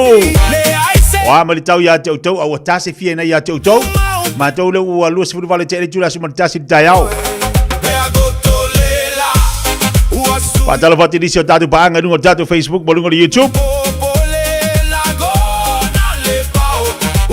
Pai ma fainga singa u fa lu fo ilia. Pa te ele malulu. Ia maungo sai. Wa te lo pe to ya Julai au kuso. Yo au kuso malolo le malulu ko kasi le masinga. O lela e ono sai tu ai mo le tau malulu. Pa o le mea ia fa mar fan le le la e. Pe puru fo lo ia afu o fa finga luenga. Puru ai lo ia afu ma te finga luenga le ngai mo lo seling. Ile ia lo ma li lungal manera. Alo ma li le au ka fo le moenga. Ele ko ngi ele pidio. Ele ai e fuka mai.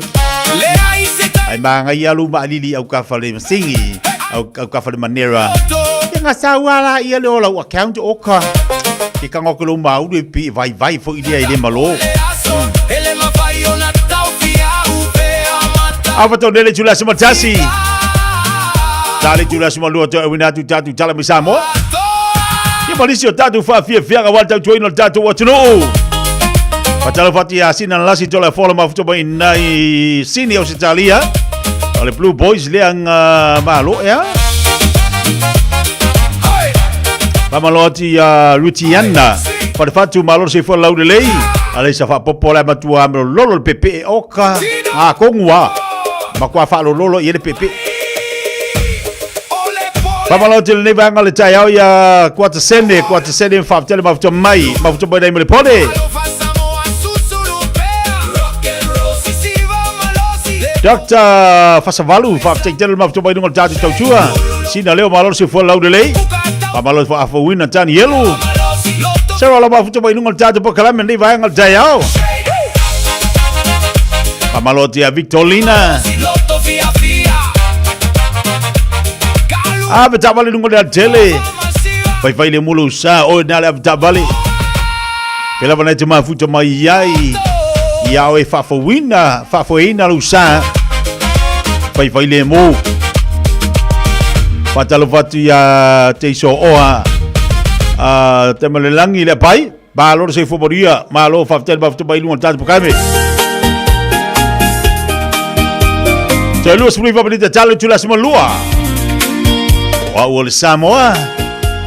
Wa vivianga te tuluina o yo au mangaluenga le yaso.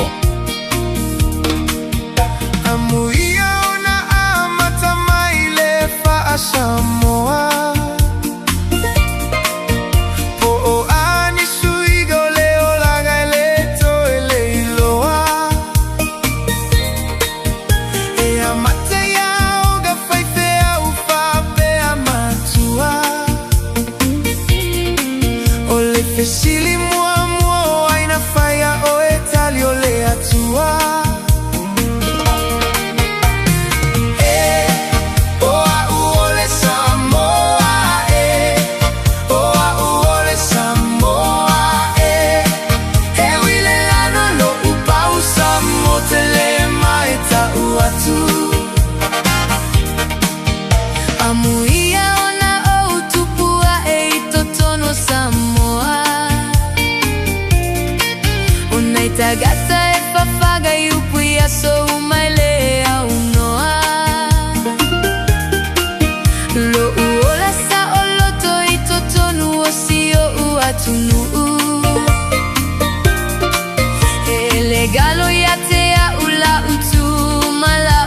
ganu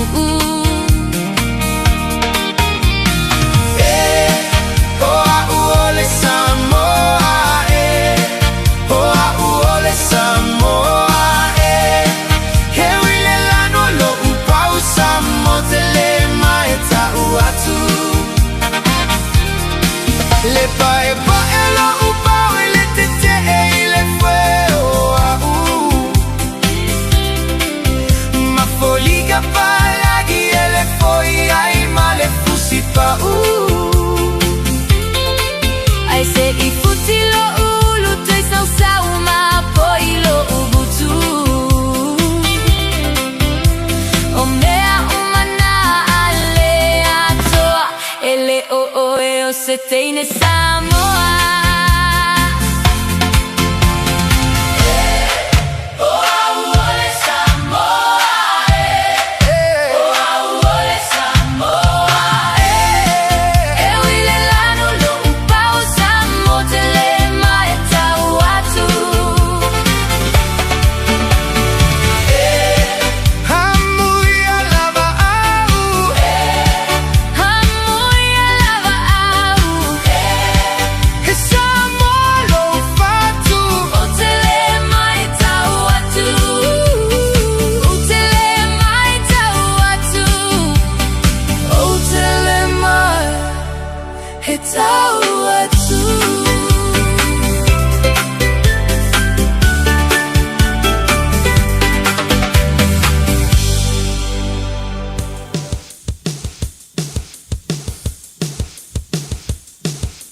Mai Samoa Mai Samoa Ele avea ini fale mai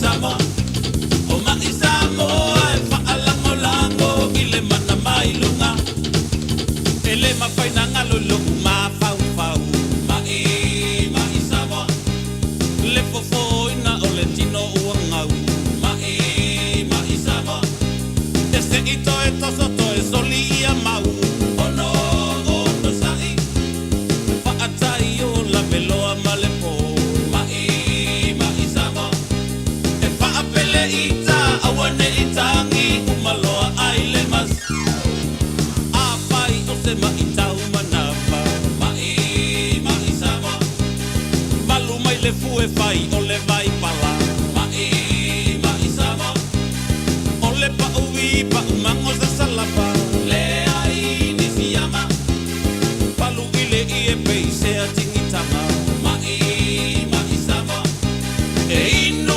male malingyo loi mata I lota fefe I le sasa Mai Samoa Mai Samoa E le avea ini fale mai Samoa O mai Samoa e fa'alango lango I le mana mai lunga O le mai sua male sila I langi Mai Samoa E le fa'anga se ina pe fa'amoe Mai Samoa E tui matalama I le laifi fa'amoe Ono sai Fa'apipi I loa I le a pulu Mai Samoa Awane I eto e anga I solo tati I le tulafon Le mai ai tua sini le whaingata Mai Samoa O ai le ai tu ua ulu I ina Mai Samoa E le ai tu le mafau fau Sau I fafau Sau ne I fafolo ua I ngangau Mai Samoa Talo la male ai tu I le amo e loa sau I fafu Mai Samoa Mai Samoa E le avea ini fale mai Samoa O mai Samoa e fa'alango lango I le mana mai lunga Mai Samoa Mai Samoa E le avea ini fale mai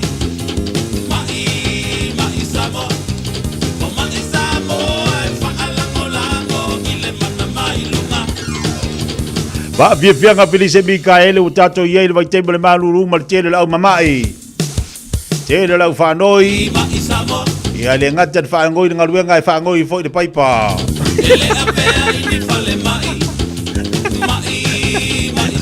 Wa kele le mai do ia. Wa kele le ngase mere wo ia. Ia wa le ngase foi ke whaangoi ia i le farfenga luenga. Ia ai mai se foi o lau whaangoi le ke whaangoi i kako paipa la rea. Ia ai mai se ala le kako i kupa paipa. Wale koe karia. Ta sile vanga tau tau fona mata i tu i ta tau mo ta tau i lo mo i mai o tino.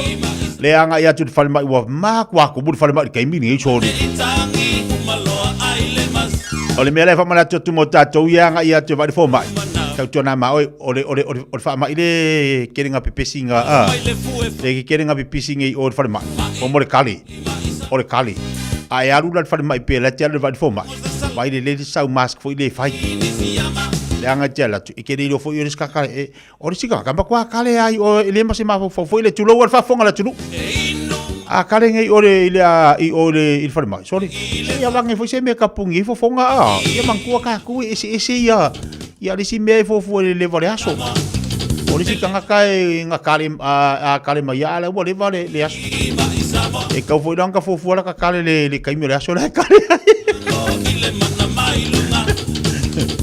Alu ngala utala foi le mo tanto yo e vai fo mai ai mai se tatu fanau tatu matu a abelo walo e fa pe la e ave vai fo mai a o lai kale tatau le lei ona fai se mask foi le pupungi ia le fonga o si walo ia matato foi ma au tatu tenno fo la tala tanga la makwa kale langa ile si makwa kanga makwa kale a kale ngi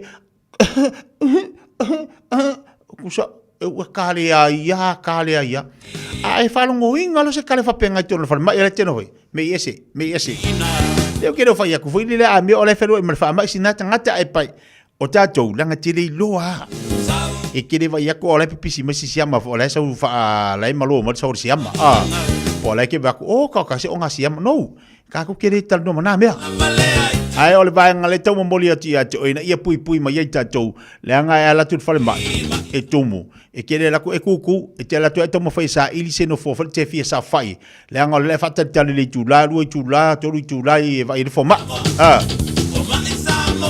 ia e kere lo fo ia e se ko nga kali o le si o le alanga kale o fulu o le si alanga kale i ele mai ku maula iai ia o le si alanga kale o le si ku o le si alanga kale ngā ruar ko o ruar amakanga kausanga ri sa e kele ko ngā kale ai ngofo le fa fasenga ko ngā kale mer ko ngā ma inga wa mawa ia wa vaila ia na lof na e tangolola ia le pui mai o ko ngā kale nga ni ke wa mo kale nga o ngof ko kas ia wa mo o kale nga ngof ko kas ia le vai mo menga pa e ale nga kalpa ia ba ko wala fo maka ngo ko we i fa fo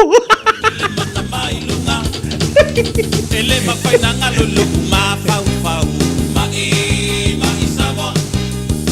le fa mala tu mo ta to man lava e ma futo male nei tai ao tau jornalo sanga le mo mal pui nga mai oi ma yo tino ai le fo mai a fa pe wa fa longo ina lo wa mata on sui lo fa longo alo bad fo mai ai fa longo tu wa mata on le tu sa lo fa longo i lo malosi bad fo mai danga o le si tangata tinga da fa longo tu ala tinga ina fu ile matua tinga le tino la fa longo ko do kusa le malos ala fa mai ele o por qua okay ya tatalo ile li mo fa malo longa ya sao o le oi ai mana tua tato e tonu fa senga luenga e tatau fu lan tato e va ile fo mai o ila tu avi le tu le poto mal mamlama e la tu te va ai tanga tama mai ai la tu la va fo mai fa mai lo fo mai o le ngase le we mawai mo le savat solo ia ngai saudo la ia le si di forma i fo mai o le ala le fo le menga savat solo fa mai lo fo mai ia o a unga ngal kanga ka savat solo ia a fo la auia ia ngai saudo la ia le te talo i le li o le wa fa mai fo mai o au ke mau le mai lo savat solo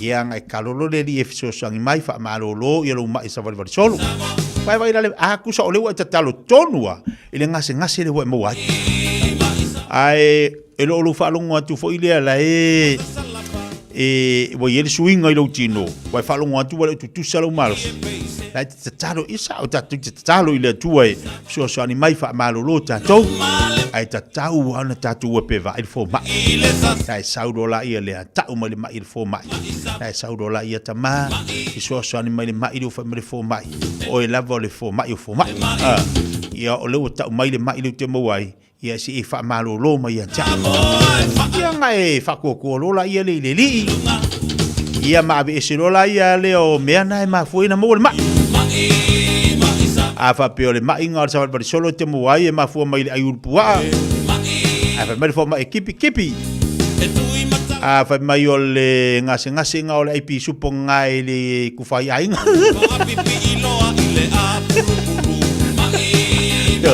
a va pe mai o le e ma fu mai ngase nga i lo ai u le ku fa me ngai ke le i lo fale ya kufa wa mai lai pe fa pe mai fo mai o nga le o le mai nga le sa va solo wa e ku ya me lo fale ai alu fa nga me fa lo isi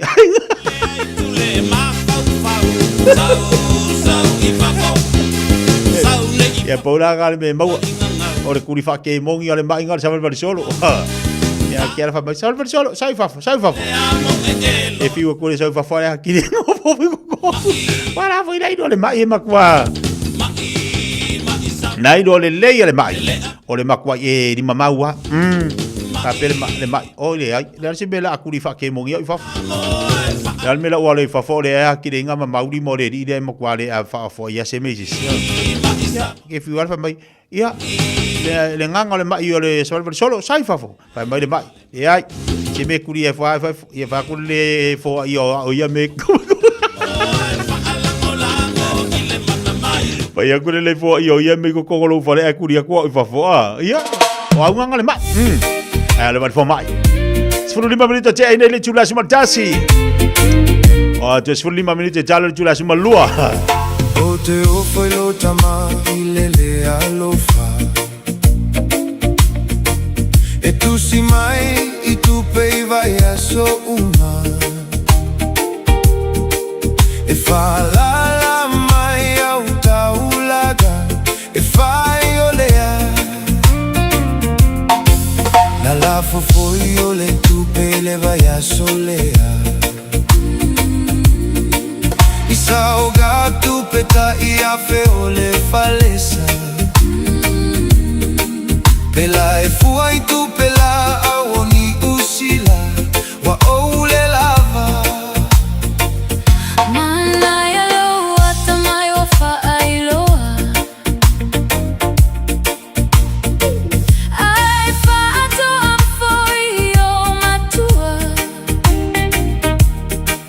Now matupe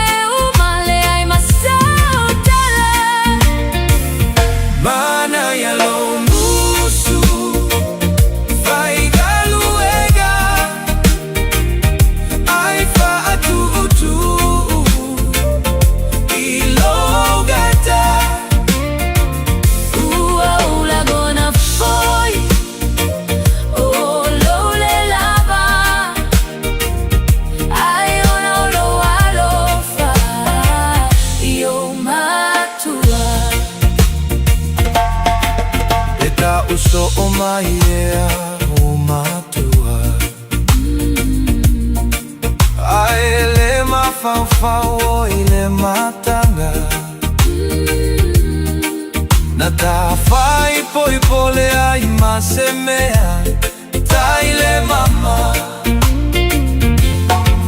Tele ma fau ilo alofa Na ua mai ai oi ni usila Manu fa mapologa Oi Samoa Nai sila fia lava lo mativa Etele alu atu lava I se pogisa Nai au sulu sulu atu lava I tu ai lo fia faiava O fea foi lau dagi I lo utama Si au le afa apusita ule la nona Malau fa asa moeta ule mata na lo ai fa fasa Se mea ina fainata O mea fa pena Se ia lo faia Ma se soia O mea baia salilo Au a folasia Lei puva I masua Ele toe maua Lei puva I masua Ele toe maua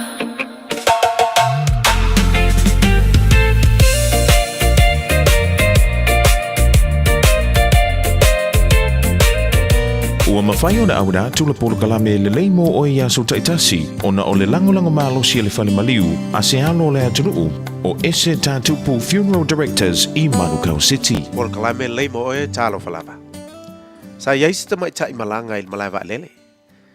Na alu atu whaatau lana pepa keke ma mai le fale oloa. O na saulea nofo I lalo e nofo ai whaatai li aile tai mion malanga. Ma whai taula no pepa. Au no fol te mai tai ma fai taula no newspaper.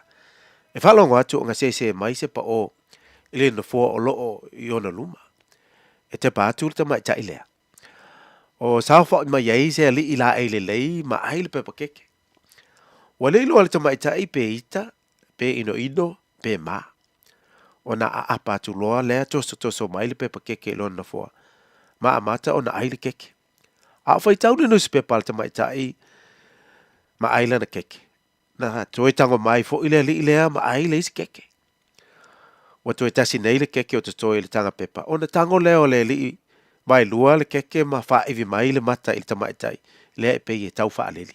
Ma tu ilunga ma alue se atu. Sa fa pea tala le tamaitai. Tai noi noi. Oka se le ma fau fau. Ai longa e hao au ina yona matua. Ai ola na bio le alu ai mea ai isi tangata ai le fa noi. Ai sei whawhetai mai fo I lau keke na ai. Ta ino e. Na walau mai le tai mea luai le wa ale mawhine lea. E te tala atura na ato. E se ia e ana pepa malanga. Ua te I le tamaita e wai atu. O lo ta tia mai lana pepa keke.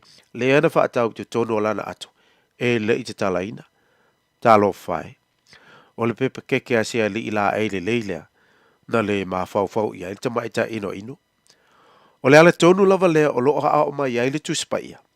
Ia tātou wha I tete o na tātou tu ina atu le leanga I stangata. Nei muli ale.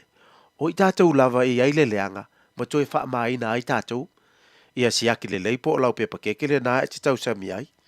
Ia te talo atu le atua ina ia wha mangalo o I lo wha masiro atu. O isi tangata I le leanga. Talia Yesu e le lei ai oe. Mana tua e le lei mo oe. O le ese tātupu Funeral Directors o se fale maliu Samoa o le tali foilea o taimi whaingatā o na o le malanga al maliu maleonti. E mawhai foi o na lātu awina atu ma awina mai tino maliu o e pene mai so se atu nuo lanolangi. Mala auno le ese tātupu Funeral Directors i le lua no lua toru fitu o. Lua no lua toru fitu o. Pea fiu ane ele se fulu male balu Norman Spencer Drive, Manukau City.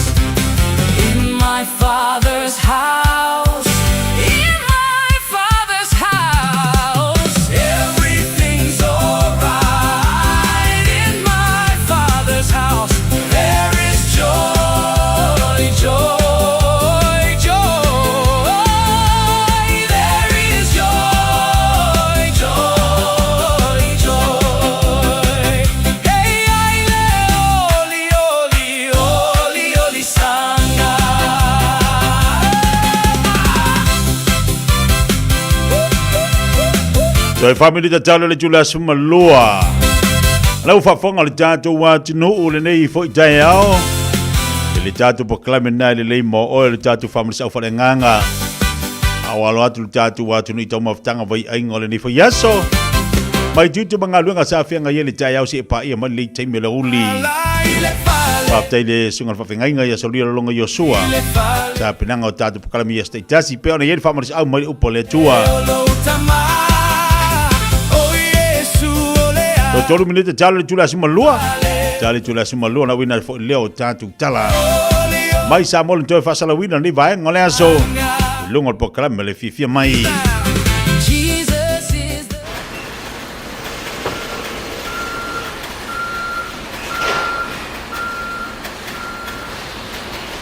Tole. E ka ano furi fa i ngol vai aso. Aya, wai anga o mai so. Le leila, manguia ka no. Ai fai se se whalo mo morkingo e mo mio oile son fua. E a fia maisi, pe a e levea, ma lea mawhaio na e whainga luenga. E maua whamatalanga atoa i le acc.co.nz.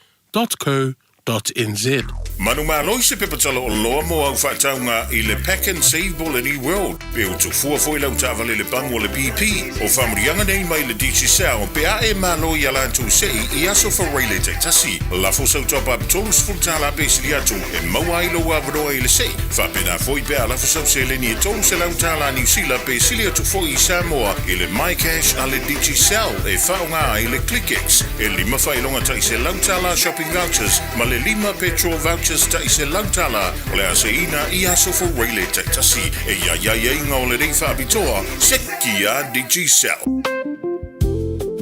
Le Shine Dental, susu mai i le lata o whalefou. Mo te le ma mata ngofie, il whaia fōle siaki au o loa whaapele ni whawhampi e tasi. Mo e wale stala mai o fau mai i le Shine Dental i le nao le lima se lau i waiva tāla. Whaia fua quotes mo le wins ma le ACC, patasi ai ma le whai fua o tong fitinga, mo e sfun waluto sanga ngai lalo. Le Shine Dental, hawhia mai loa i le 575 Great South Road Manukau. Telefoni 252 252 Shine Dental, your smile, our passion. E ia inga whapito.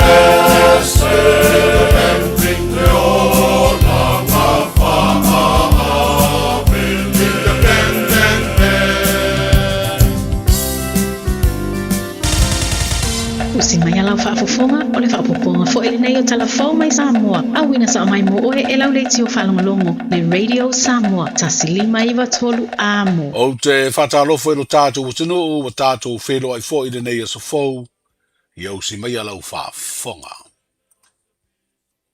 O talia le whaamsinonga whai tū malo, le whaonga ai o le whaamtalanga tusia papali i sia whikeo ua maliu. I le sue eino mōri mau e langolongo ai mōri anga o tua i ai le tamaitai, o Lise Marie Schmidt.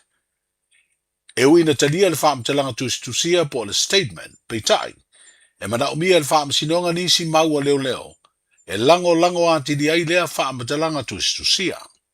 O le whaiunga lea le whaamsinonga i le talo sanga leo na whina wai. Ia whao ngā ia ingo le tūla whono e talia ai ni mau whaalongo po le hearsay evidence, e mafua ono o papali i sia whikel, o se tasi o lātou mōri mau au tū ua maliu. Ma ua le mawhai ai o na tūla i e whaia sana mau tū fufonga. Ma awa no ailo ia le ua mōria. e whesiringia i le moni ma le wha maoni o lana wha matalanga tusia, na tu ina atu i leo leo, a o le i mariu. Ua le tali ai le whinaunga lea e wha o ngā ia ingo le tūla whono, e tali ai le wha matalanga ia inga o mau wha longo. Ai ua tali e wha o ngā pea o se vaenga o mori maua leo leo, ma le wha untuanga e te tau, o na iai nisi mau e langolongo ai lea wha matalanga. Sa te ena e lo ia le ua moria le wha o ngā le wha matalanga, o na e le wha tuatua ina e mafua, o na sa whaia lea wha matalanga i leo leo a onofo tau fia papali isia, mo su e su enga i le sori tū la whono, o le whasi o di tangata wha moe moina ma le whasi o di tangata pa iwa lea. O Januari e le tausanga nei na mari uai a o tau fia le whalipuipui tānu malala, e whaatali le lawina o le wha ai unga i ona morianga.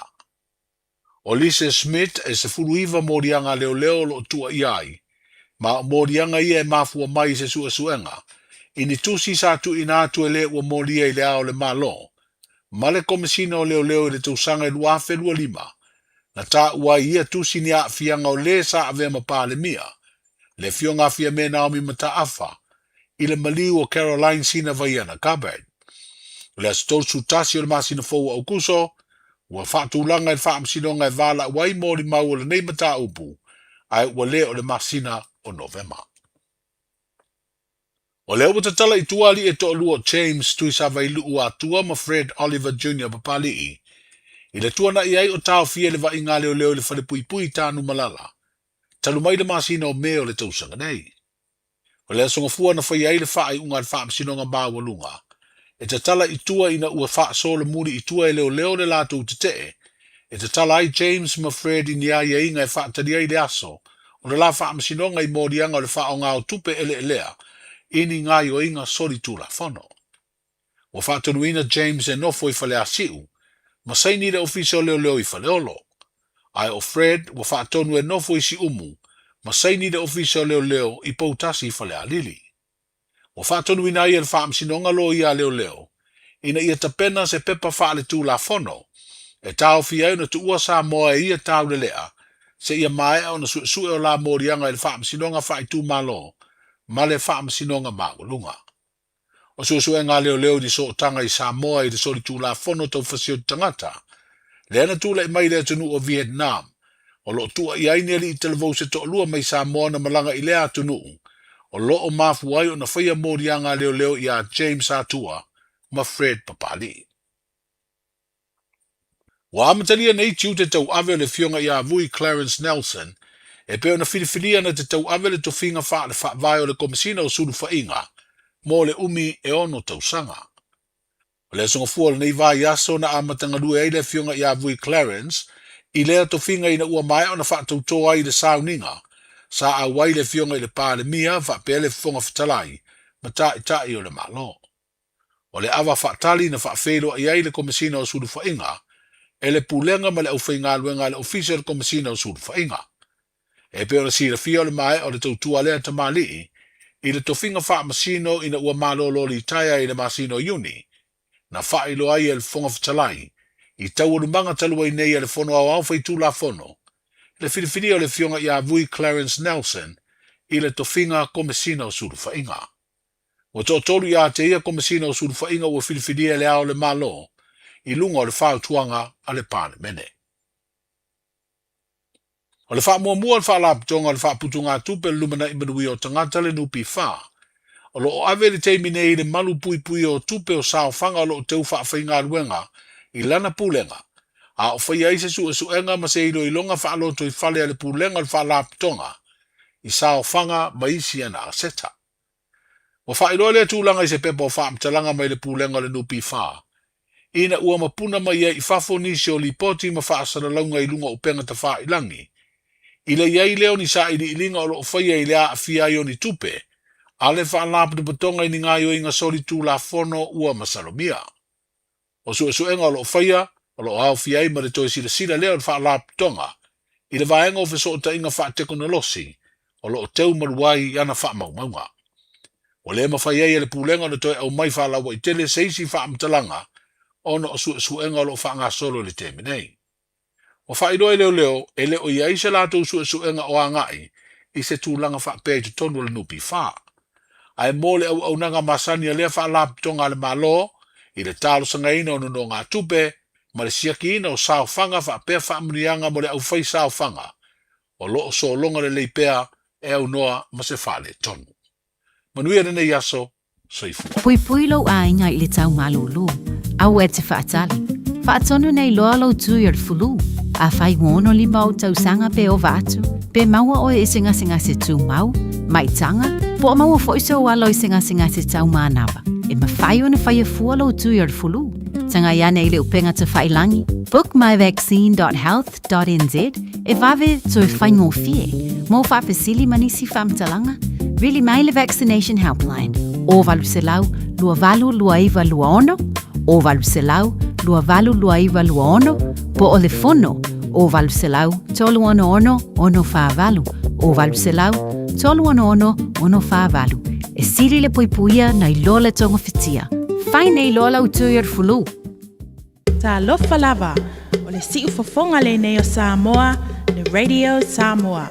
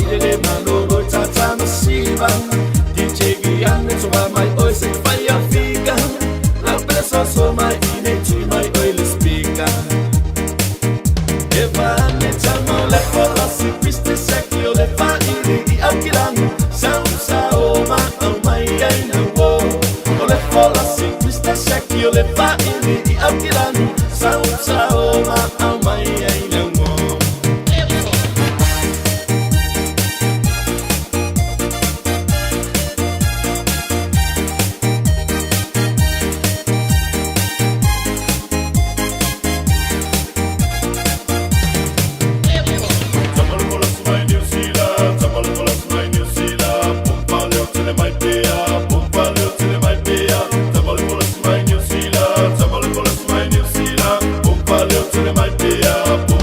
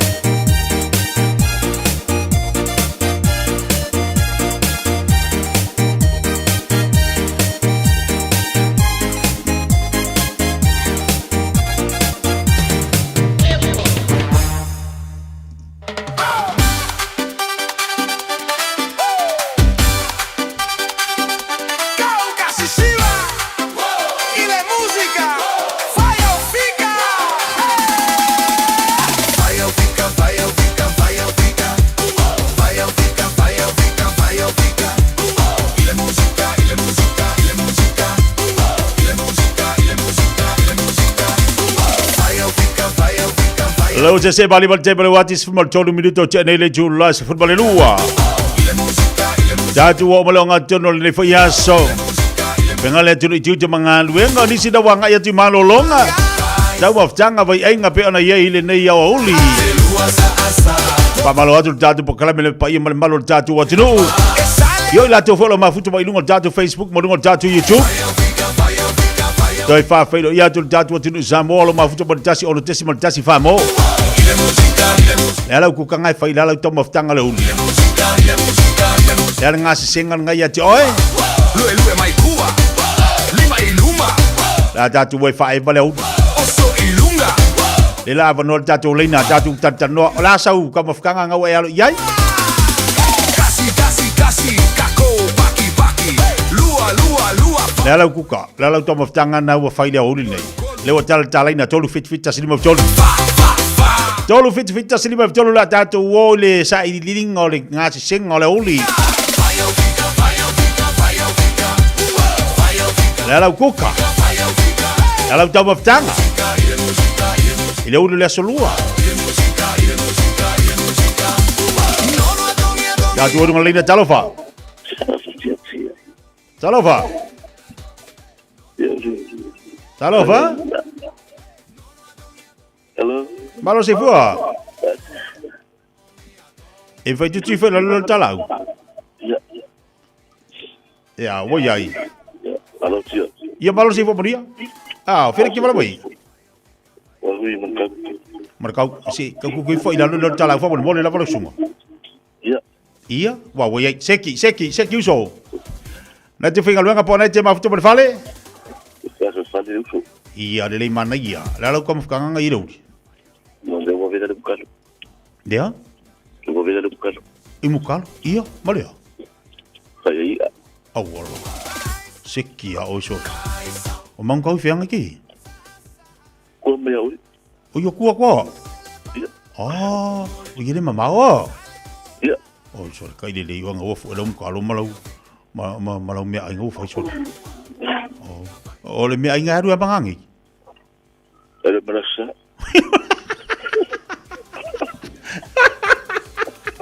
Vaya so ako ah. Vaya so ako ah. Teki kama fika lo ni para. Mangila waso. Awala. Le ala, kama kongo ala le. Ai popola de mu ile miki elengi. Ala. Ulei e mali lau ki polo i kongo.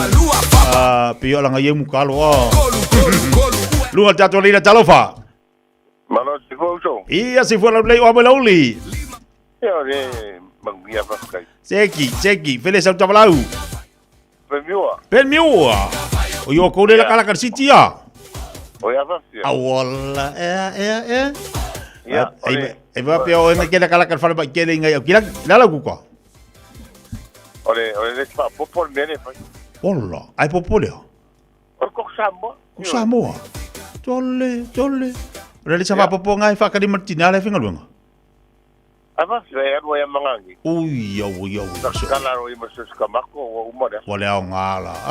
Usala pi fa lang mu nunga sus kamako nunga lesa. Io. Farang mu ko farang bonga mo riske. Usor ke le ngoro lo faltina la ingal mera finga luanga. E pasi bari ipu. Utai la o ale lo fa. Para la o ale lo para to ruai. Maro ngai para lo ipa folla. Kunguala. Ola ka kunguala nga so maruru fa pe. Kusanga umanga la ping nga popolo lolo lesa. Fala la ifa fo. Para lo ipa. Kuse manga ba morkinga la makwa ka oko ifa folla. Manga ba mero bubulla. Dole, ero plato. La ngai fa la fua. Pa balo te lo sia te fila va alo fa tu so. Aku vai ku kola uli jalo fa. Kana fikia. Malo si fa mang ya o mai. Ya le ai, mo fari san. Oi, fele te fala mai ai. Oi mang lewa. Yo man reua. Le anga ia ku di pikongu de alu la lo Man lewa. Yo man reua le o le anga se ngole uli. Ale kwa uma salai pilka. O i le whare pirikaki. Ah. Kari koe si kamalo ale. O i o le whare pirikaki ngai whakare tika mālua. Ah.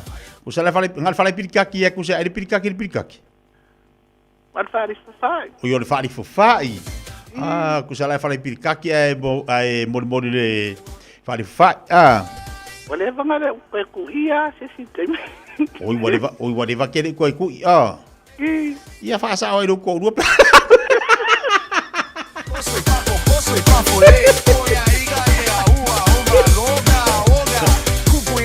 Au maloga dua whare pirikaki whaasa oi maloga au si au kouko.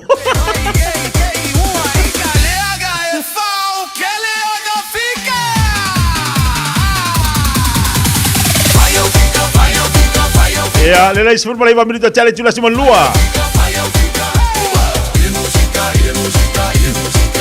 Mali meanga pe ole du. Pabalo tiri so tatu paanga. Pai mai I George. Pai mai George oile George sililata. Ole kale pakua moa. Kale pakua man reua. Aka kai lei.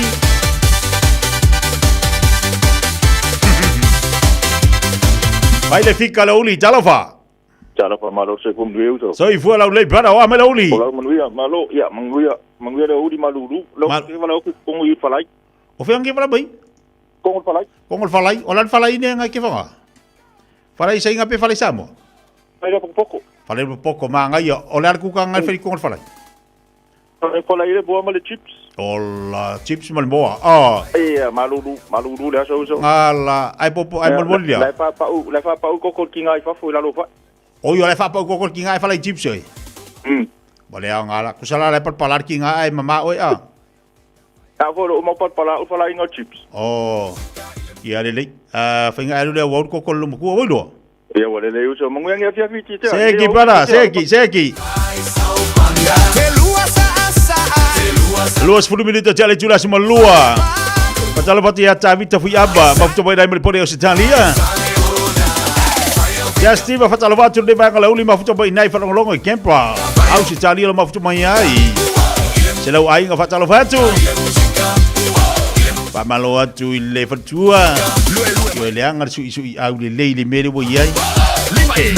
Faltu ya peia. Pai ko kongi aku ya ofo do bori io papa masan. Ari mga kongi aku. Semu fatalo watu semu malo si fola de lei. Mai lewa vela fale pakeka. Maleo kaku kama. Ka imanga ia soli. O fela ki fala mai o Texas. Kero esse le manga il mero lo kaku kama. O kaku kama la e kongi e leng. Ai kula i mal pepe. Serango ese fo wingo pepe e wo i vai kaimingi. Ese fo ia pepe e wo mo man liva te al manga ia so le popo. Ole sau le popo nga e fako anga lola i ke alu valu le popo maka kauri hiu. Le wo sau marka wanga. Pai le maka uki le mewo ye siri eco farm. Sau a ko maka ku yo le pep ole popo ia marka wanga. Ale jato wauli nga senga lauli jalafa. Jalafa tetia o me uli. Seki para o mai oi. Ia ole fako umanga. Pa me vela ia le. Ovo mai da sa vangi foi de fonga la tru. O yo ko nga me la sa nga yo so ya kawa. Ia ole pale fukalo mal mol fa e pusi. Wola. Ia pale yo kaya ia ole alava e paso solo lava ia. Ngai me ayo to ayo la sa. Ma nga ia para. Ma nga yo. Fia nga e sa ule kuka. O i me rasco. Malasco. Ah. Yo ale ia mai o tahule fa fianga. I ale pusi miau nga fa ia.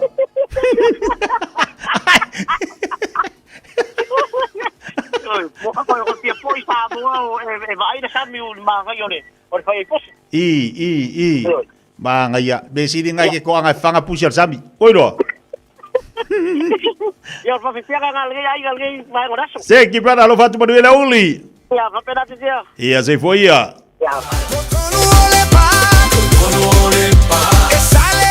Watalo watu se yama yaba. Mai lai mafuta mai la langi ia waka ko vai kanga kala langi. Pepe wa iso tangata lalangi. Iyo.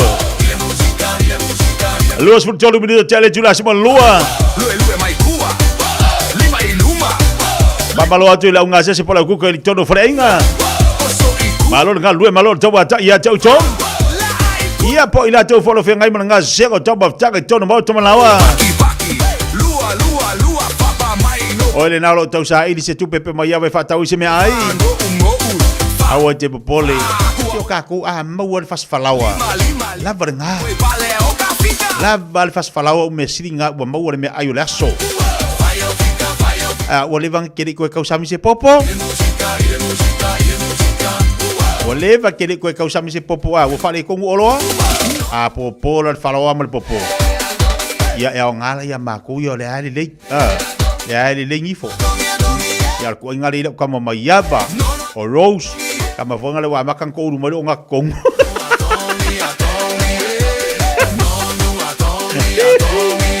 Kamaraga ai popo vagale pie aki ku aki resipiko. Ele kere yo loa. Vaya ficar ku kala oli talafa. Halo fala tia ku kala ku fanga rei lewa belen fa e pusi ingila fa e pusi ai fa skeke. Oya? Even ba o yo fanga rei sa ku Ya ole fa pusi volele inga fa skeke. O yo pusi ai inga fa skeke. Ya. Usala a kaular kukanga le pussy cake. Pussy la con wa tio pussy cake. Ia le ia lo fa ia igual do. Ia. Eu moi. Ile música.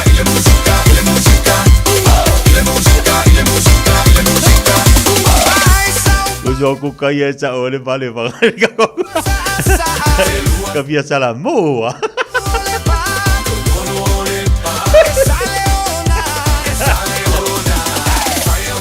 O ko kai o sa o ni vale ka mai so mai ko vieta la moa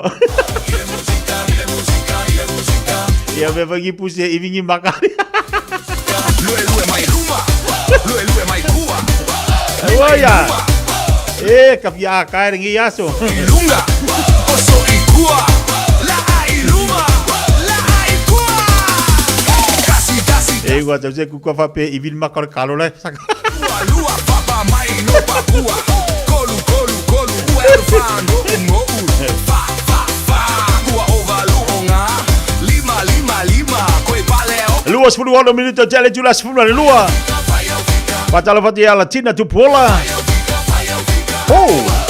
ia lo kwa mola kinga ele tina wa mai oi palo si fu moria malo si fu ia ila mila paanga le mai o Nietzsche Emma lewa vela fali futalo from sale au mua alipata i Samoa ia le ala voi vai o langa manga ia sa o ala kuka Samoa so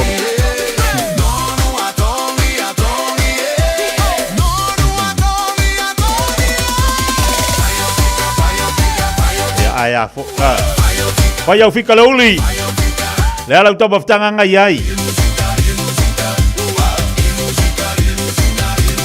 unga sa ngise ku ka fa pe ia la ua vela le mako sa ka kalo le fa ku va kasi ko le ulo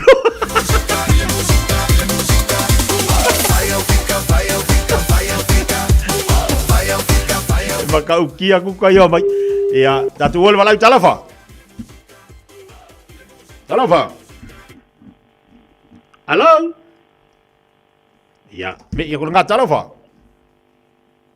tia malo se fu manguia o ama altina ia le manguia fa kai fa ko a vela kuka woka o la nga singa ngai ai ia ora kuka ora u supo peken pong ia ia ku ia le ka loki male maukeni male au ngala ia e salangi lo le sakafa ile o dia e fangu vai pe ipukofe ia ingore vai e ora malolo ingai seki o fele sa kuka I mang chualang chon onita. Nita o ka kaimanga ia le lei manga ia ngai mo supol. Ia le lei vai vai o mai aku ka siti e ka unga ku ka siti. Ya to nga senga la uri talofa fika talofa. Alo tia. O ai mai. Manguia vai Seki, eu falei que vai mai ai. Lá alguém vai Wellington. Seki. Ola ku kanga felo. La ngwa senga ngala yalu ye. Ole saka kalo. Iya. Ia male mamuele saka le palai moking. Wala. Iya. Iya. Te ma kanga lo kuka ngale lenga sa mo por vai ai puxe ai que o so kom ka. Yo el makau kia yo ku kanga sa mo. Ai sa fole puxe i vir makale puxe. Ya lo dia.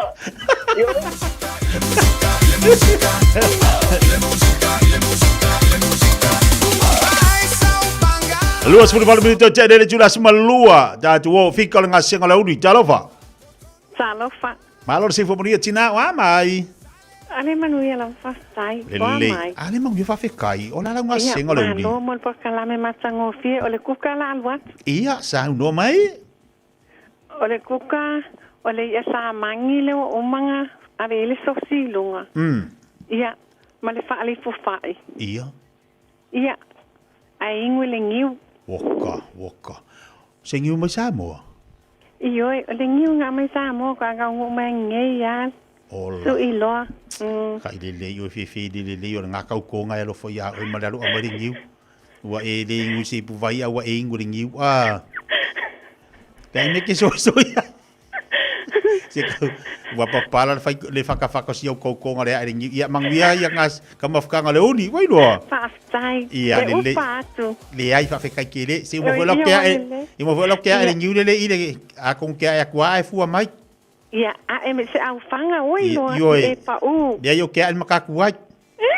Ya fácil. E vere de yo kau ko nga ia le a. Makwa e ari ngiu e mai ngiu e ngoi nga ia. E le ngu le vai e le ngu se ki ai ngu ngiu opa. Anga i se ngiu i wale vanga wa. Ya ke musuka ke ai ngi ki o kapa u. Apa tan dele jula se futbol lua. Ailini fa mai talo fa le u Caroline le popo male masi. Le ai le popo male masi. Malulu ne Wellington o ka kaima ngai Ailini se kirenga makwa ngai nga kamanga e fa Martino. Mark to la fois ya malo lava iwe a saudi le ya. Mere ye okuka ye kala umayunga okuka ba beo ka. Pamalo ti au sange fatalo fatu malor si fo lau de lei. Ole fa di fu ulu male koko Samoa le e fa yai from Samoa inei se. Wa vai dalu mayunga le kedo kuka me Samoa. Wa ile sau kuka Samoa so. Atalo fatu ye selau ainga malor si fo lau de lei. Kia mita fatalo fatu malor se fo manuia. Ma pana le sulo le la. Ya, le fo ye batu. Pau tu dia du fatalo fatu fa tali mafuta bai dunga tatu pokalambe au tatu ye fika. Nga sengola uli. Kia mika malor si fo lau le lei. Le fata siati nei takanini. Alo fatele tu manuia fo le nei yaso. Au sange fa usu. Malo si fo lau de lei. Fika nga sengola uli talofa. Talofa tia. Malo si fo wa mai. Ale sakia le lava ia la so le fai saka. Ngala. Ire ko ngalo nga mu ko fali. Iyo. O nga mu le fafo. Ia, ole fai le falai mo. Ia. Ai ngai ko kolesa. O le falai mo ngai ko kolesa. Manga ia. Wa manga ia kere nga ai poporia. Popolo i vai di mai rua. O i vai di mai rua. Ai kusor ko kolesa ai falai mo Io ai vai mo le falai mo ko kolesa ai popolo i vai di ma. Malea nga. Bo fe kau ia ma fau nga ye oi.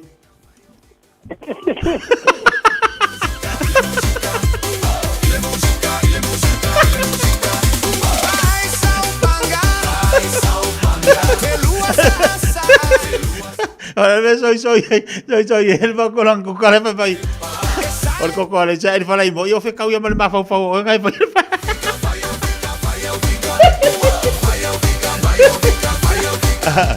Kai lo ai fale ko gulo ka mavo puna ka kuka lai fa yo la libera ma fa. Ka tu du lai dia talo fa. Halo, Fa. Malo Cina, malo se fu la lei, o mai la uni malulu. Manguia lava fasikai. Malo le se fu. O fele ke, vala bai Cina. O le ke vala o ngai tulong. O yo tulong. Ah, o fe fa me ko tulong. O tulong ka fo tulin. O yo ka fo tulin. Ah. Ah, le anko pulin. E sista o tula. O yo sista tula. O kai ni nei sorry. O la ku ka mai tulong. O kuka ka mai kia nga fai kai au. Ia? O fali fu wifi ke man ko fon mo le la o le sa mo le fi. Ioi. Ia? Ia ngai pe pai fiala se furu nga mai le o kan fa fali fu ko. Wale au nga. Ia ai popole a. Fali fu la sa ka wa hol ka mai malo. Ia mo kwa isaka ia. Ala kulo e pepe. Ia? Ia mori la le vai o le ola savea. O ia wale au ngala, wale au ngala. Ma le va. Wa umaupu. Mo fa kasi ala le ia le ifi ma le vai inga le ola. Ah. Ia, manga ia. Alo va ki ngai tulong. Wa mai tulin. Ia le fa manguia ia e verengi. Oh. Mai lau tura. Ia la fa manguia ia le va ngau se la. Oh, caro fai akia. Ia. Alo fakele aku mo oe. Ia lelei manguia lo waso. Alo fakitulang. Wai lo atama. I love you, Tulin. Ia, I love you, me. Bye. Lue mai luma. Lue mai kua. Lima i luma. Olo sia Balcino. E o le sa fa popo. Malcoco Samoa umala solua. Sina lasi tole foa.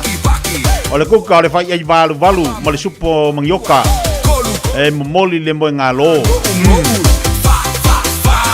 oka kamalalia sa ola a ko ke lo la le sime le utatu va ai mo more ke lo le afoi mo more mangioka ngi au ke o fole mo finka ko fai ngi mo po ko ma masoa e ko i fo ia baila fa pengila le mo finka ko fai sa mo va ko ai ya, soy ahí.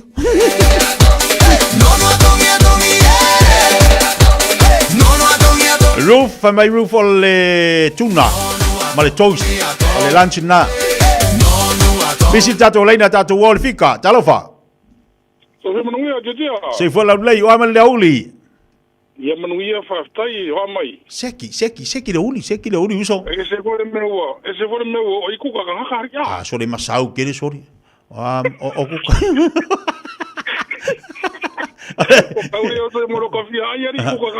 Sore kero, yo kai kanga ka mole sore au va vengo ko ma o ngai kuka. Yo mai sore masa sawori. Okay, baku. Kuso kuka yo mai ngau kuka suru ia.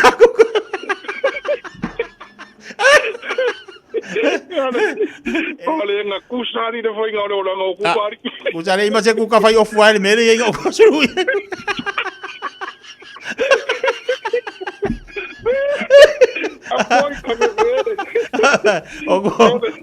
O kuka yo mai ngau kuka parang keke ima se kuka ia afu fangani. Au kama voi nga. Ale de ilo ye maseme. Kuso kuka yo mai kusa ka kuka ala fa o ombo ani ma kuka ala fa buka.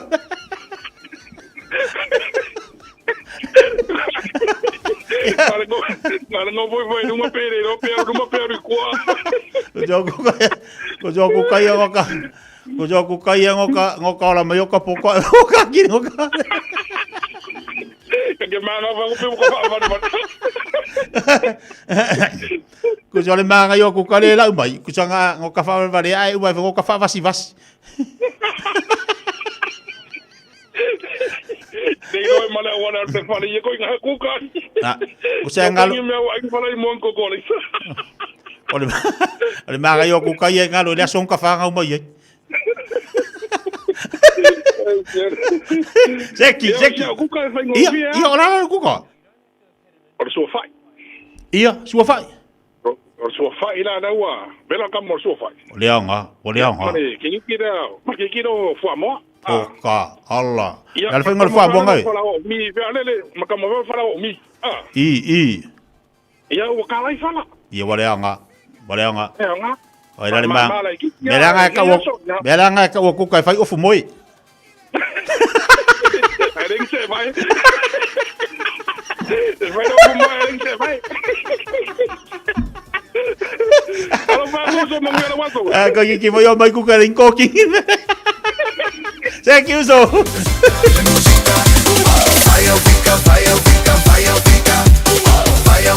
Vai au fika ku ka. Tau nga se senga le uli. Yang kero e kengo fa ma fika la ka ma fika. E kere fa peke la kulwa pingi lo la ulo male melo nga no. E ke la ku o manga blane le o la fika e faida ku ka.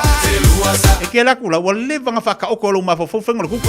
E wa vai le mo fala mo ai le. E ko ko le sa. Sorry. Ya, seki talafa. Alofa kikia. Balon se fua, wa mai. Yo le ai. Mangui afo vakula ufkala. Ia, ma o malu lule o di sor. Le ula nganga fana ko ala kulan ku ko ka dingi epo. Ole kera ku ka ye ngi ma ko ka ki al melo mai. Ngalo se lo ko fi fari. Aya. O lo ka fari nga ma o va venga la kala kangi ini va ngal. Wala o fa so ese lu al fa yo au ka fa ka ya. Ola la ma senga ngo fai. Ka es fulua o malonga ingu marki o le ka au o morning. Morning tea. Afa morning afa. Io la kilang fa ka au. Fa tos le ya la fa la fo isa ma samole tapri de pola le ngol fa la o. Será ula. Vamos pensar mas sama falar falar nga ai da uma ko fa de le olo. Ia. Vai rolo ma avoka va e con una pula ho fa ro sangu si avoka.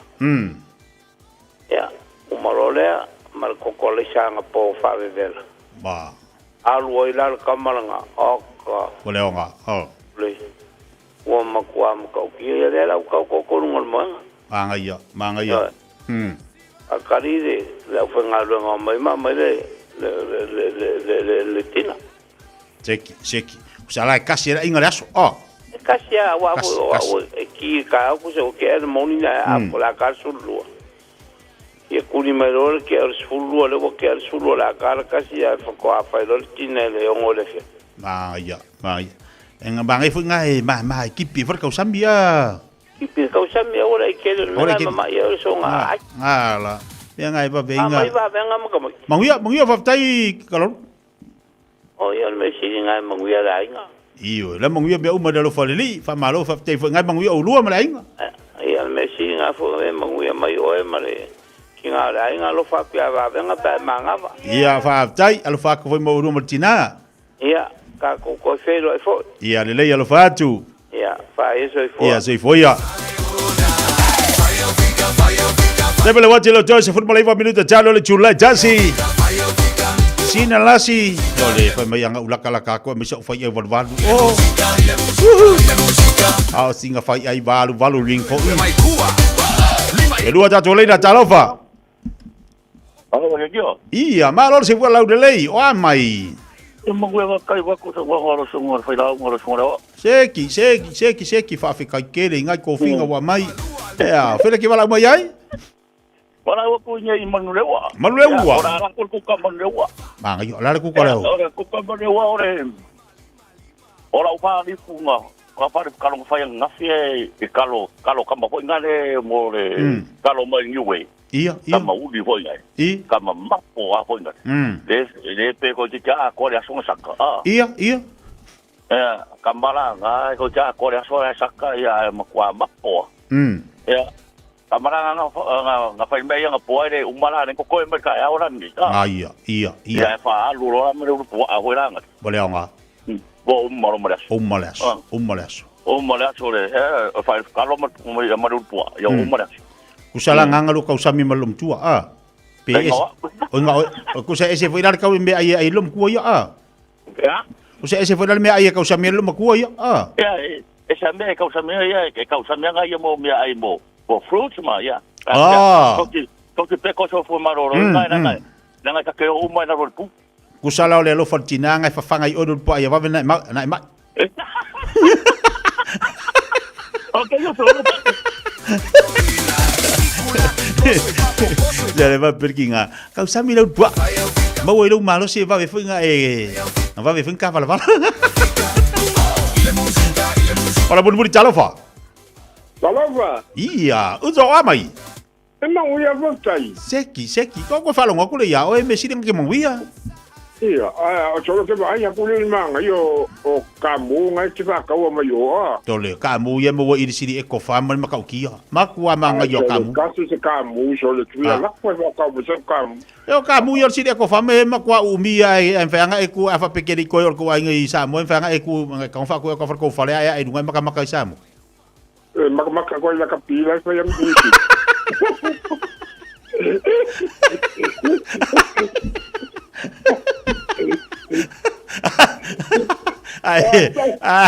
Ai via maka mo fuli make ki mange ne ngolo ka fa ku mangolo fari. Ya nga ya le lunga e ku ngol kamu maka fuli make ki mange. Maka le sa mo i fa fianga le ko mi sa mo. Yo maka ukia kamu ya i siri ko. Ai ka nga se fa ka so kamu. Nga, ora fia la ko fa ko so kamu se longa ka la ko ya yo mo ko fa ka mo le so kamu. Vai ke we kwat. Aya. La ko ka vai. Ya ko ka nga le fa la kamu le ka mo le. Ah. Ma le un poa. Oi sori, ka ma ngi so.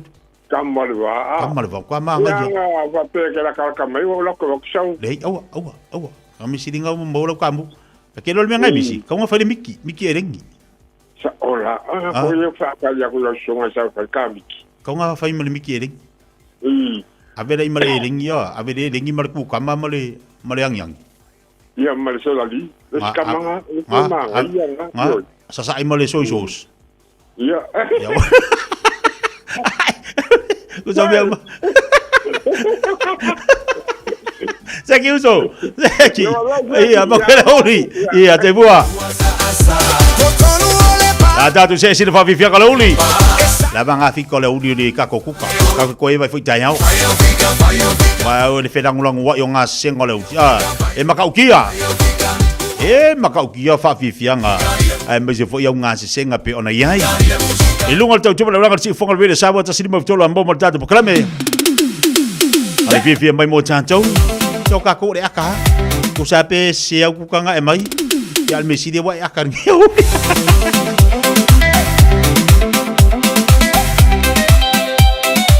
Vai le mo. Vai mali nga lu nga mo la jole malolo. Ya ai mo ole au nga se foi tono freinga.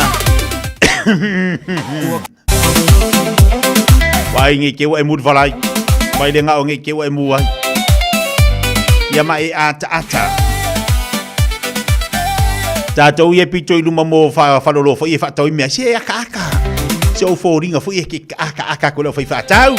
Ya wa ku kanga ka fo i pi ka ku i pi se me le fa ngongo i mai. Hai. Wa mai o ko ngi aso. Ra mi se ke me hawai. O mga kuwanga ya uri ko mang kuwanga le fa finge vanga le ya pinga ki aso la. Maka uki al fa finge ke le do po ma liusi nga fa finge. Kamanga ka ke la kulo ya pinga ki kuwai vo fa sanga i man McDonald. Ka ke kulo le lenga mai chalofa. Ya nga umma mai la ko mafkanga. La ke ka ke la kwala ka wakul ka mafur kale mar sapsui. Ya mas ka mix. Kau sampai pe ave. Ai. E fai pe alaisa. Ya mas ka alaisa fa bol modi. Vai modi. Ale la fonga Fiafia se fa finge. Vai le mo mole. Oka se manga ye le save ole tau tua fo singa fa finge. O longa se vingo tangata. Ole causa Fia. Ya male leo ala ngar kan kapi wa makua fo pe ngau la a. E causa mi pe ave. Alaisa pe fa.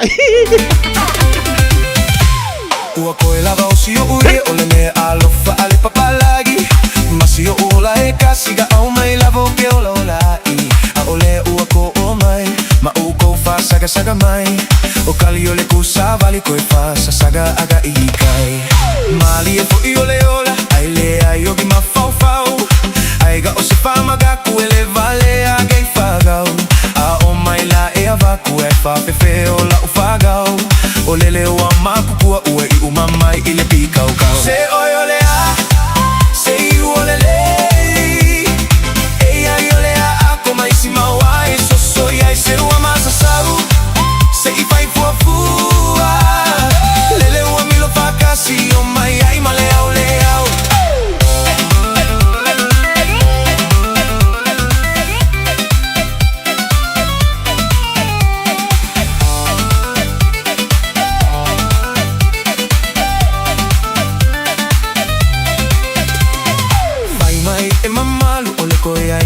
Siga siga A ola le fo I waka vali Sava vali mai ai fai ai fika Ka ama ka oka I kasi A ola le fo I ua ka oka I kai Ka kalagoa o vala vala A ola le ua feko ai o faka faka Koe pao mai ma le musika Ui luga o le koe aiga Ka ama ka o kolo kolo A ola le ua fala la o le lima Malaga si wafa a gau gau Ai makua pai e fai o feau E le iloa e le koe aiga Koe lava o ia ma le tuga mau Se oi ole a Sei ole lei Ei ai ole a aku mai si maua E so so I ai se ua masa sau Sei fai fua fua Lele ua milo whakasi o mai ai ma le au le au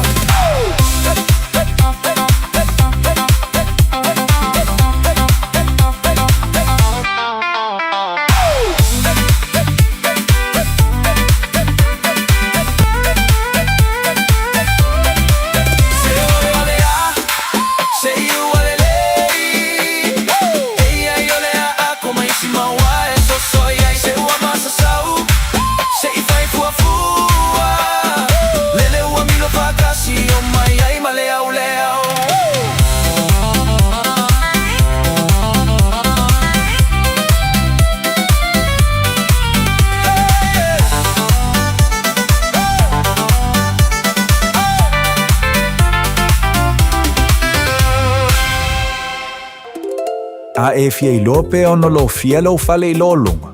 Si akilo fanua I le Auckland Flood Viewer a le Auckland Council. I lunga o upenga ta whailangi. Si akilo to atu si pele ono a fia ngō fia lo mauta I lo lunga. Talanoa I lo ainga I me whai pe ama mawhati munga. Wha ama mama tewo tu a maota. Tātou te le pōlea le tau. Ai mawhai una tātou sa uni mo fisuia I ngō winga le tau. O lo sa onga le mu I taimi o lo longa mamafa. O lo o yo lava lima.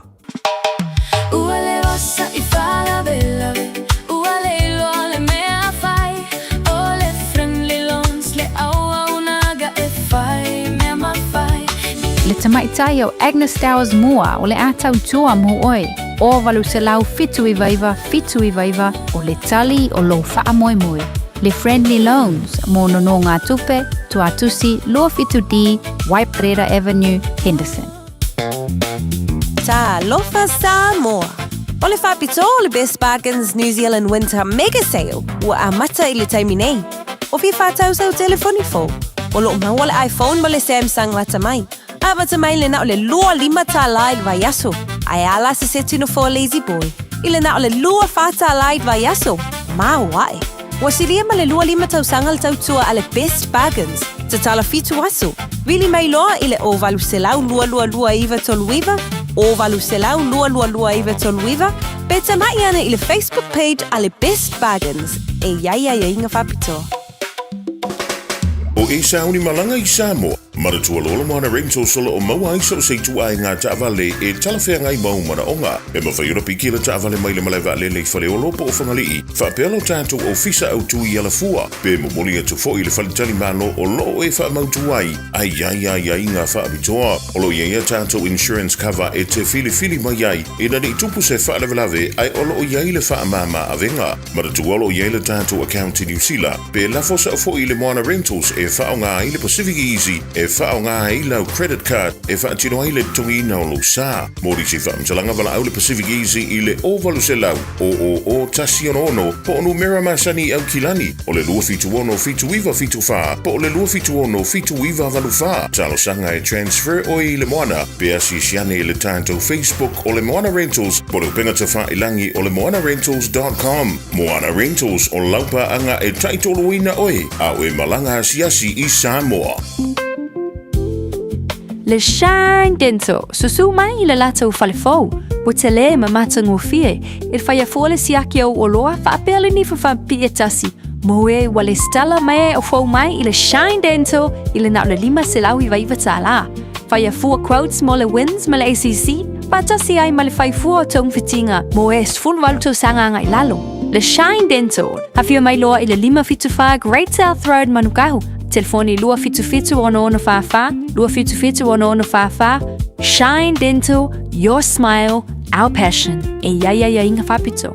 Manu maloi se pepatala o loa mo au whaataunga i le Pack and Save Ball New World. Pe o tu fuafoi lau tāwale le pango le BP. O whamurianga nei mai le DC Sao. Pe a e maloi ala tu sei i aso whareile te tasi. Lafo sau topa tolus fultala pe siliatu. E maua ilo wabroa i le sei. Whapena foi pe a lafo sau se le ni e tolus e lau tala New Zealand pe siliatu foi i Samoa. I le My Cash a le DC Sao. E whaonga i le ClickX. E lima whailonga tai se lau tala shopping vouchers. Ma le lima petrol vouchers ta i se lautala o le aseina i aso whareile te tasi e ia inga o le rei whaapitoa se kia DG Cell. Kia ora Aotearoa.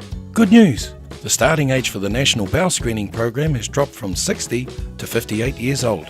You don't need to do anything. When you turn 58 or 59, you'll be sent a free bowel screening kit. Happy birthday. Even better, you'll get a free kit every 2 years until you turn 75. Bowel screening can find cancer early when it can often be successfully treated. It's free, quick and easy. Bowel screening saves lives. When you get your kit, just do it. O mo mia ni ngaluenga fai ilo fali. O le living space o lau company if so soani ilu fale leo maota malawa. Ama na umia se pa pui, carport, canopy, pe fa folo heat pump, fai sau dick, fa ka peta lo fale. Fab so ta imai i le living space. Via 4 quotes, maul of sosoani le finance e le aise deposit. Vili mai lo le living space i le o valu selau, lima faono, fa valu fa, o valu selau, lima faono, fa valu fa.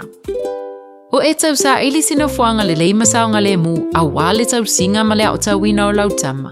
Ua mawawa noa ila la esi, ale Our Kids Early Learning Centers i au kilani sauti. O le Our Kids e whaavai anga nu o le Pasifika, o se si o manga e sefe mo le whanau. O lo lātou sa ilia fo ini whai aonga Pasifika, mo lātou whale aonga i au kilani i saute, ma Wellingtone. Mo le lesi tala ino lau tama, po se talu sanga i senga luenga.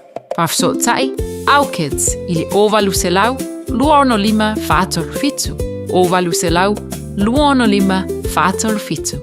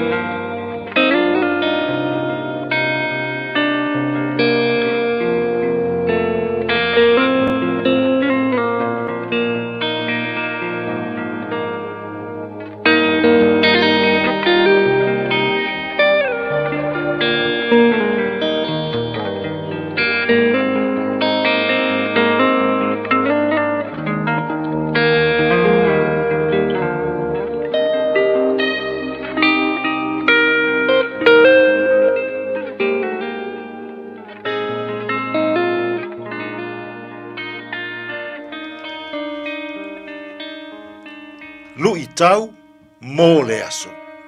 Fetongia Stefano I maa. The Stoning of Stephen. Ngā luenga mata upo e fitu o le foi upo e limas fulu ma le iwa. Ua fetongi foi I lātou I a Stefano. O vala au o ia. Ua whape atu. Le ali ie Yesu, ia e talia mai lo unei anganga. Fetongia Stefano I maa. The stoning of Stephen. O Stefano. O se tasi lea o ulua I ti a kono na whiriwhiria. Mai ti a kono e toa fitu. Ele ulua I e kālesia. O se tangata na vaaia le whaatumulia o lona ola. I mea lofa whaalea nganga mai le atua. O se tangata e lo loto lana tō whaa ma lana whaau tautanga.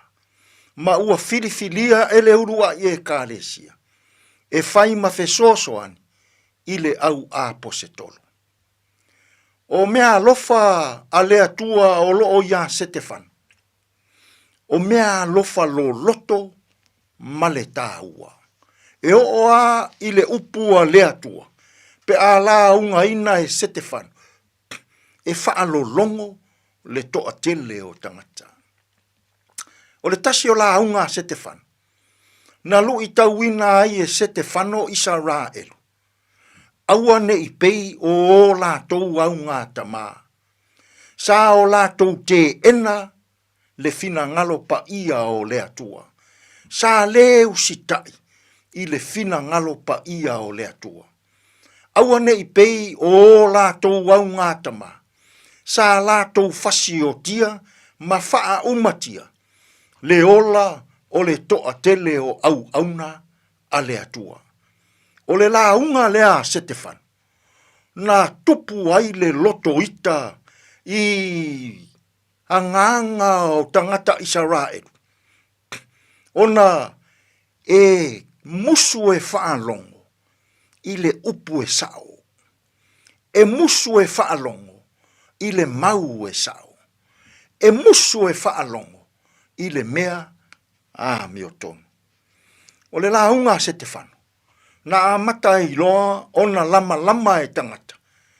Ma ua la tou tau mawhai. Ina ia fasi o tia Stefano. Ona o lana la unga tu usao. O lana la unga I le upu moni. O lana la unga I mea e moni. O le tala whaasolo pito o Israel. Fai mai Stefano. Ina ua whaalongo atu ua umalana manawa. Na vala au o ia. Yesu e lea li ie. Ia e talia mai lo unei anganga. O le fetongia o Stefano I maa. O le ulua I maa turo lea. O le tala le lei. O le ulua I tangata lea. Na fasi o tia. Ona o lana mori mau. Ia Yesu ke riso. Lo tātou alii. Ma lo tātou whaola. Samoa. Tele taimi. Tātou te le fia whaalongo ai. I le upu e sao. Tele taimi. Tātou te le whaalongo ai. I le mori mau e sao. Tele foi taimi. Tātou te le fia whaalongo ai. I mea e moni. O loo au ina mai. E au auna a lea tua. Ai mai se o nai tangata. Ua whiriwhiria I to tonu o e kālesia. I le whaiva, ma le tiute, e whe soasoani, I whe au, ma ngā luenga o le tala le lei. I le nei fo yaso. Ai ape a se I e tadia iang, I le loto maulalo.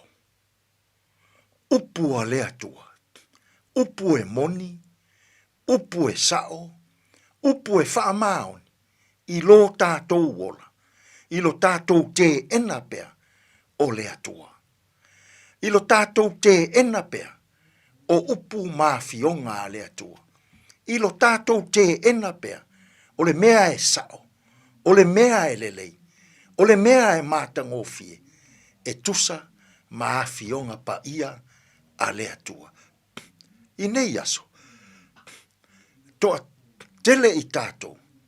O lo tātou fetongia pea, au auna lea tua, I upu matala, I le mafaufau ma le anganga. I le nei aso.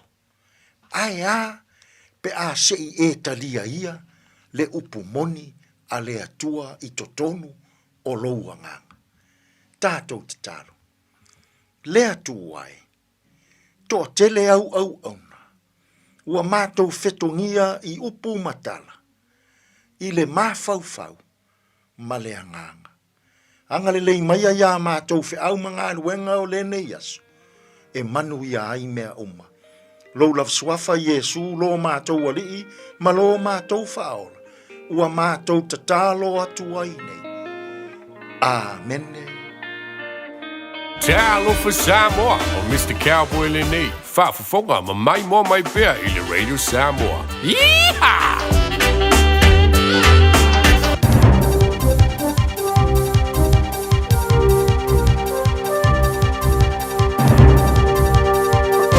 In this update, the public has more waiting to do before more details of the inquiry into the disappearance of Tom Phillips' children are made public.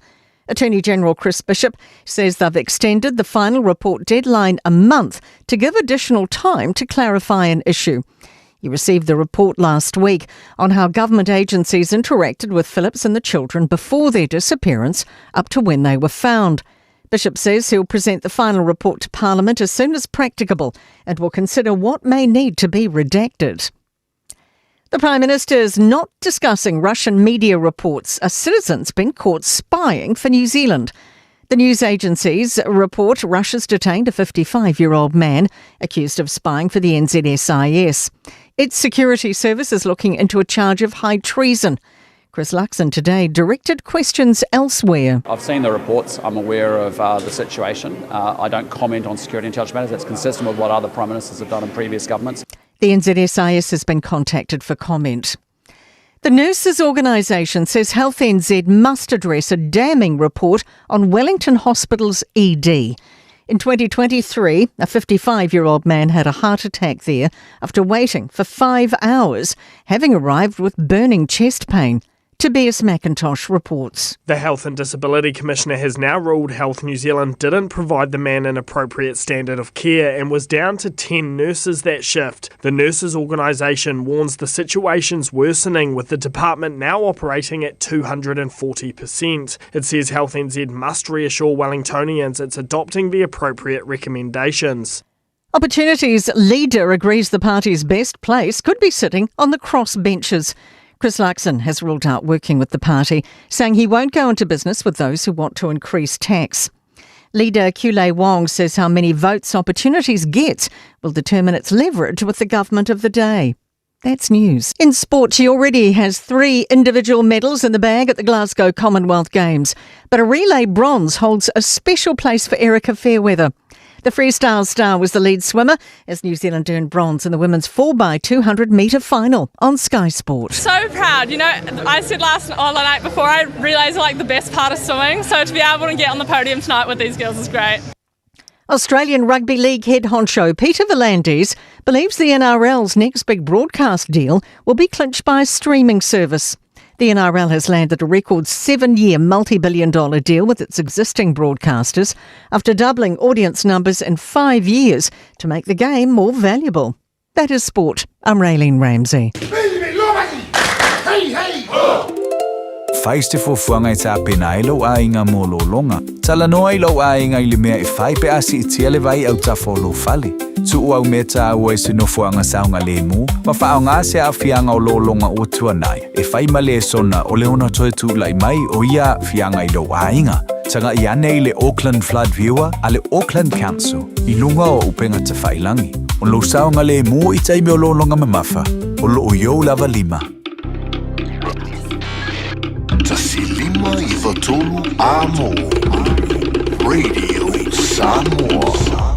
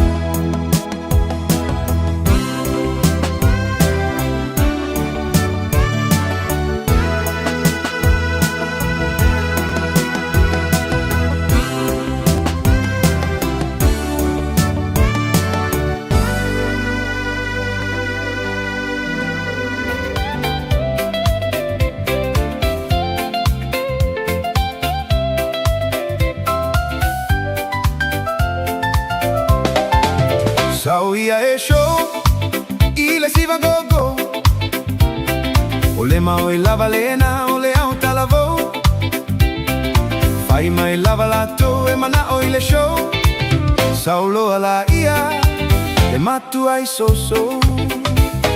Siva siva ile manaia Alo ia o fai va o mali e mai le musica Si o tino e va vai e se le mata inna Ia o tango no mea uale o le lea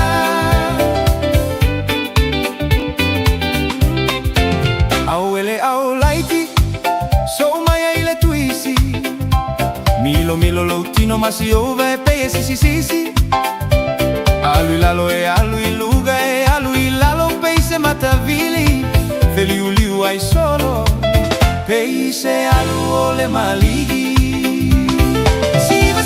Siva mai ile manaia Alo ia o fai va o mali e mai le musica Si o tino e va vai e se le mata inna Ia o tano no mea uale ole lea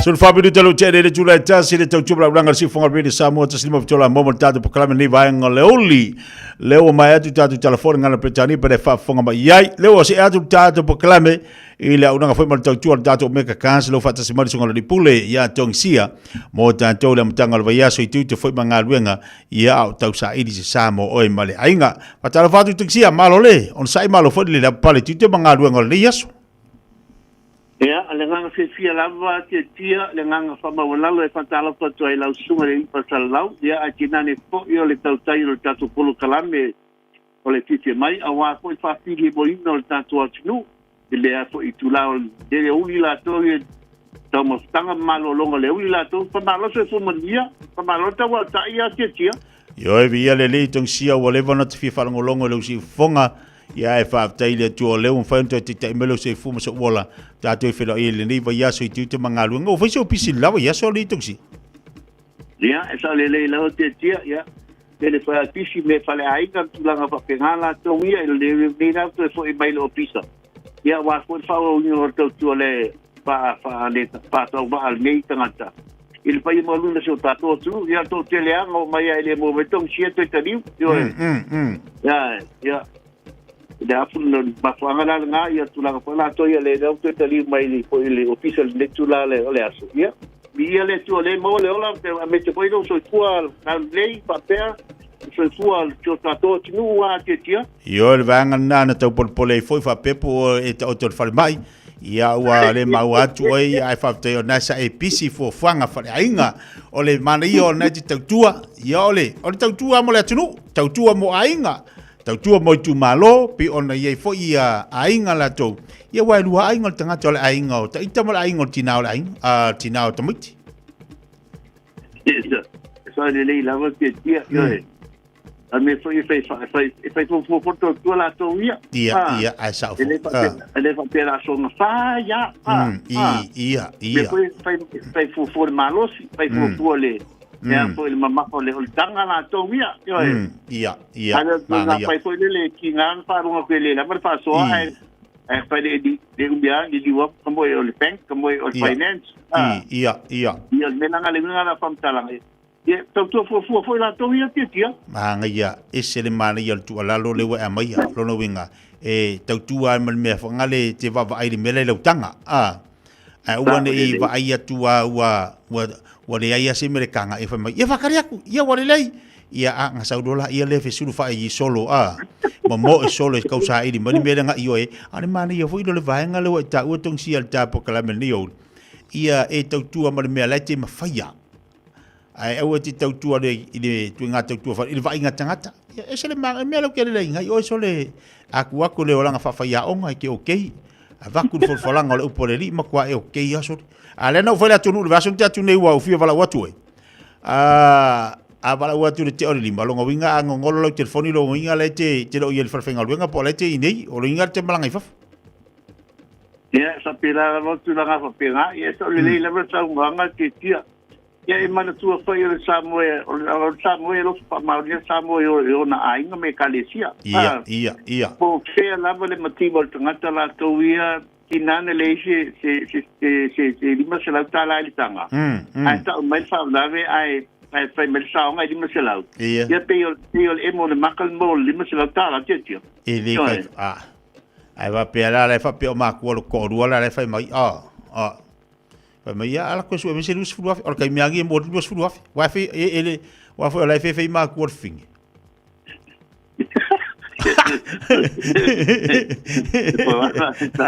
Wala le tala fai ma tu ti male ai. Ia. Puta no ia que tu ru. Ia. Wala la tala fai. Ia e pa ma lu wa tu. Ia. Ele se matai fai bus fu wa fil matai. Ele se matai fu ni. Matai ni fai fu ia na mea. Fai fu male lofa. Fai fu male lofa il fana. Na to ia. Vai fa la mele uma fa la be. Ia mudi ali. Ia ko tinga nga fu le ko ta ili le ngalwenga ma to so si ngalwenga ko ngi si be ke le mo fa ya mangi ai sa ye ele se kula fa ilo no kula ngi oi esa vele ti si makai fai sai so met kama ya le fai ta pusa la sa ta we ele se makai fai fa pusa makai no papel maru kan mala nga ya ko mai ko men makai o mako wainga a me ke ko wainga mana ia ia le sini batau ala to telefonua wa mai foi diso fo fang flainga fa te o lewa to teliwa tu ngalu mo pelo malos ia wali tau to no tatu wa tunu ya te lu le van fi fa fonga tatu wa tunu le si fonga po le ale tu langa wo ye si tau tu mala nga tatu fa tavali wa no foi rai tele tatu tavali awa tu foi tatu lo to ai ele o ye tavali lai mana oi ia fa na tatu no ma fa si no tu la tavali em foi tatu tau tu sai ni mai.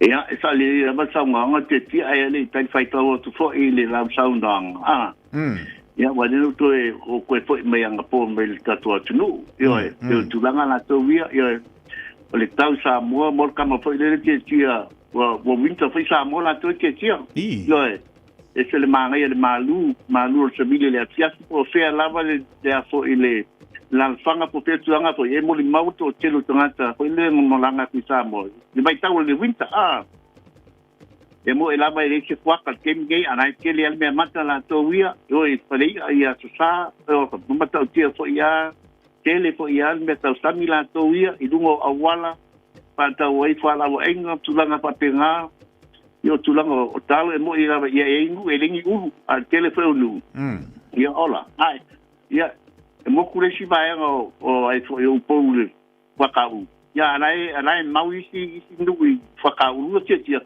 tele la toma tele la toma fa shota to tinu tele ta mu matulanga fa pela to via kalme ton wala to via ya ata si da tanga to te masangi melo bebe si samu atalia to to mai o ke no po feme ko mai mo kala so ma to tinu samu le ai pide mu samu yo ile mula tinu la to ye tulanga pa penga ile se me foi ese me pa om tulanga pa penga ia ai ngo o tulanga pa ngo penga to fa ilangi pe be ia I ma o le la langi tala pa lele tulanga pa penga ia o me le a shota to tinu lava e no fo fifi le mu la ma shota to tinu te tia mana ia tulanga le na ma fa tele tua ia I tulanga lo yelta tu tinu Samoa o lo manuia me uma le nganta I fatuanga ia o nei tama ainga fo io leo lo manuel tatu atnu ia sa le lava te tia ia nga te tia la te tia ia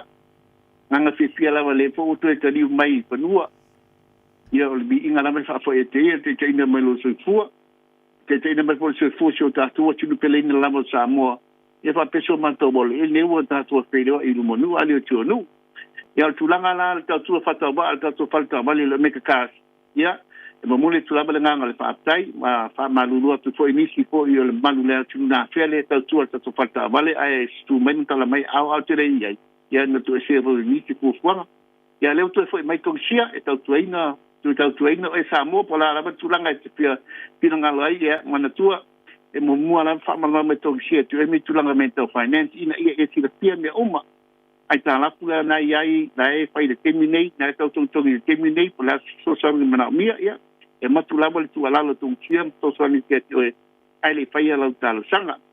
Ai tele tāma le whai lau whiwhiringa pē su mai matala mai au Samoa, e tele lama e le tautua le tātou whatawa, le tātou whatawale.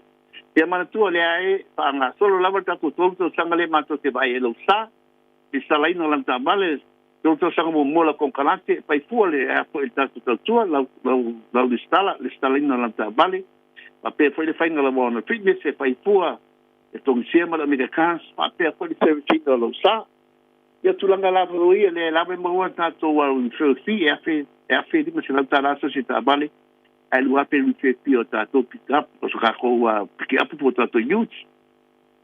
An whapea whamata ngā tōku si anero, nei pui mai tau le fwoi e maua le whamama venga. Ioe, nea fwoi le tau manuru la tau ia. Ia, nisi tūlanga i te whia maua e so sani la tau ia, e maua ia tōku si e whamama venga. Whapea fwoi la ia tūlanga fwoi le, o le tā pena tūlanga malu si o tātou tinu i Samoa, ia, o le sola e whai el tātou special. Le so e fai tātou special mo tamau mo tātou ainga lo whamuri mai Samoa mo tātou aina o tātou ainga le ia apa pe whatau sa ngei ia e maua se tasi tamau le ainga i Samoa le lima se lau tāla e la foi tōksi e la po sa o la matsofa tangata le la e maf pio tūlanga whai sai mo mua sa whakaru le supermarket le ai e sile te ule matsa o le tupe numa le aorta ma i whai tania leo yo tama o tatu atu lo pa muli mai Samoa e fa me fa ngai lima se tala e se me tatu mi fi o ma to mana tu o tatu fa lau pa nisi e o na ina pa pitoa o le sola Samoa e ma tele tatu promotion le vai uma ela so balu e o so balu o kusura sa to mai Samoa a to a tia pe sa so yo alo te tau ma wa tu ole o le wa ta pisa mai le sa to mai Samoa yo o kuso o kuso la sa ta mai Samoa pe sa unge ke o se ya a pe tulanga na to ia la ya ma tatu la so le tatu promotional le fai mo e ta mai Samoa lima sa tala e fai ni fatonga wana sa ta ma yo ni si tulanga ya kile ta ma le fai la piringa na e si le pia Samoa le tatu a fata wa fa vale ya vale que teu tatu piti afu tulanga e mo so swali family events commercial events tulanga pa penga ai picas e sumi la porta e pitu no porta e lima no porta lava penga su mai matala mai ai Samoa tu mai au Samoa ile lu se lau kemeni strike i nei papa tu man kau lu se lau kemeni strike pala mal tatu le lai ole oiva lua pitu lima balu ta sidua oiva lua pitu lima balu ta sidua ia para te pon pe bai o lua tatu pa pitu ono lima pa tasi o lua tasi pa pitu ono lima pa tasi pa te lam ke tia madielo Maria foi para que lima ne yaso, dia le tua por terminei para tu fafa se foi tu ele que tia. Fa tai lo songa toksia mori foi ngalu nga ton lia se foi mai manuia. Lei olu tasi fa fitiono lim fa tasi, olu tasi fa fitiono lim fa tasi. Telefoni na songa toksia pen fa fonga mai mo tatu totola me kakas. Ole tu atu se le lua se lau Kevin District na I Manukau. Olo yele lato nanga luas fu olo minuto tade le julai tasi. Pa vivianga mo malo tatu watru. Mai tatu musika le tari mai la reto leola. Si avatu mua li tatu whaalinga le nei whamole mana tua la unanga maltau tua le Casa Pets and Appliances. O lo whangasolo le tele o la tau pa o seki moenga, seki nufoa, TV, telefoni, ma le tele o la tau loa. Pa iloa I aina e whaafonga le wile Samoa, I le nei fwoi whasalaunga I mawai sau mea lofa mai le Casa Pets and Appliances.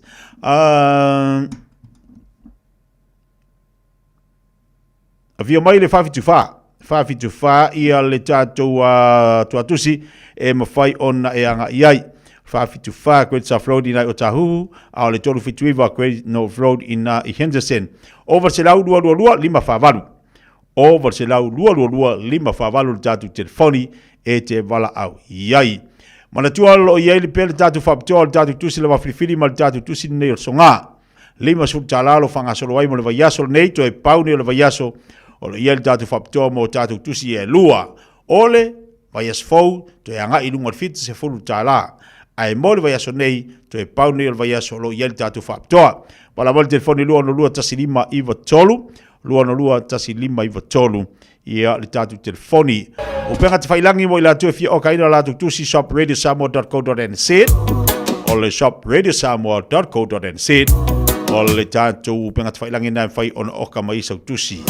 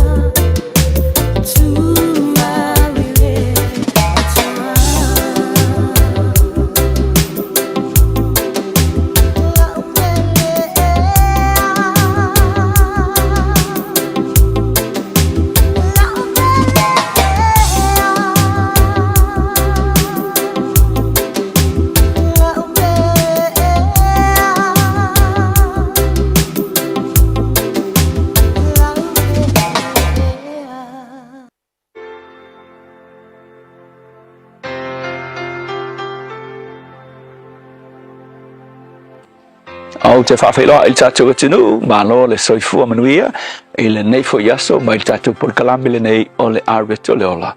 O le mua muati moto e mua alfa upes fulima e whapea, o le upu moni le nei e te tau lava o na matuata lia, na maliu mai ke riso Yesu i le lalolangi, na te whao laina o e anga sala.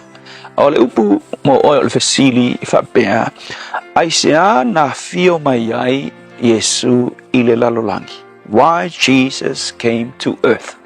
Weiloa ia le mafua anga numeratasi o le tuua e Yesu o le langi ai a fio mai le lalolangi.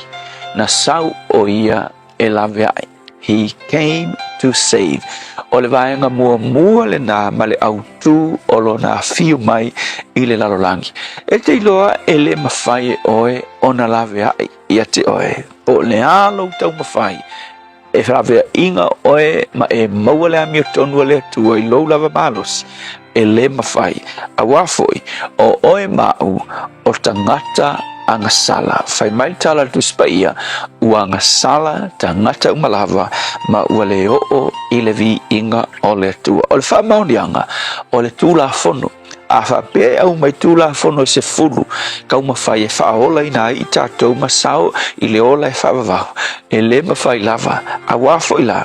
Ka kou ke whiu kau mawhai e kausi le kula fono. Ka kou ke sao inisi mea. Ai ka kou ke oki fo inisi mea. Tātou te wheio lava.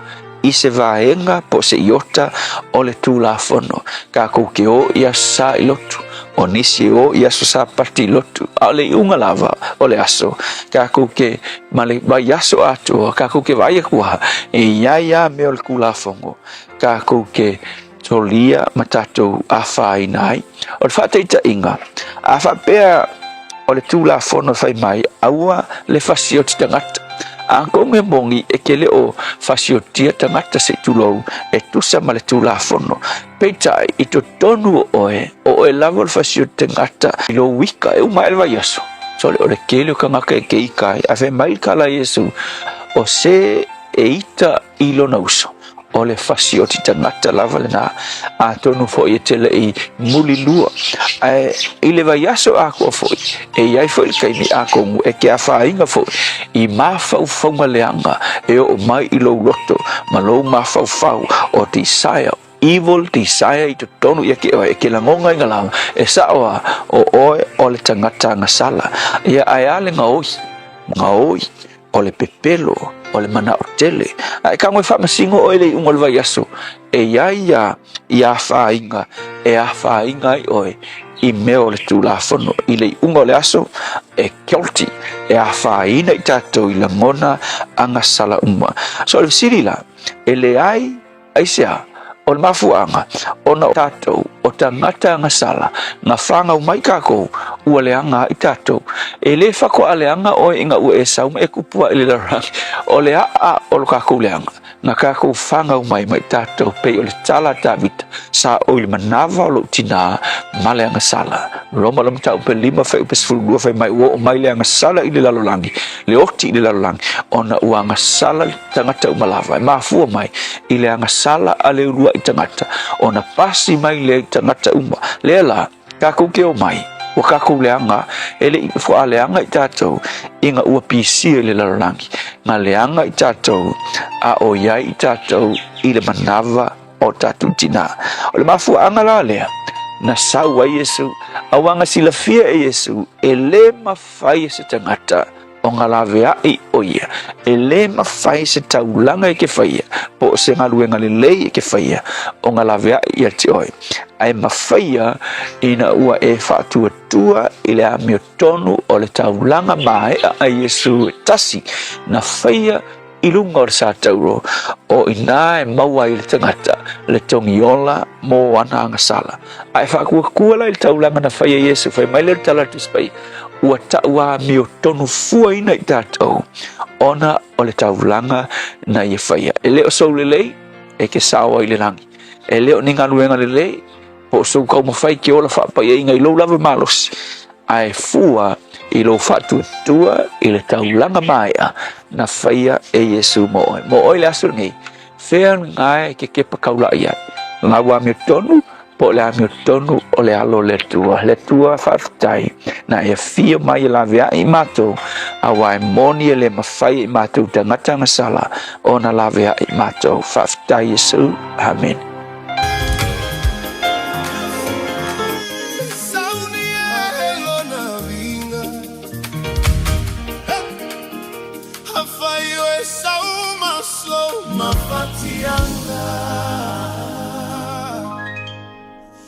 Aveile atua, aveilo na vinha, sauni. Amen. Let's go.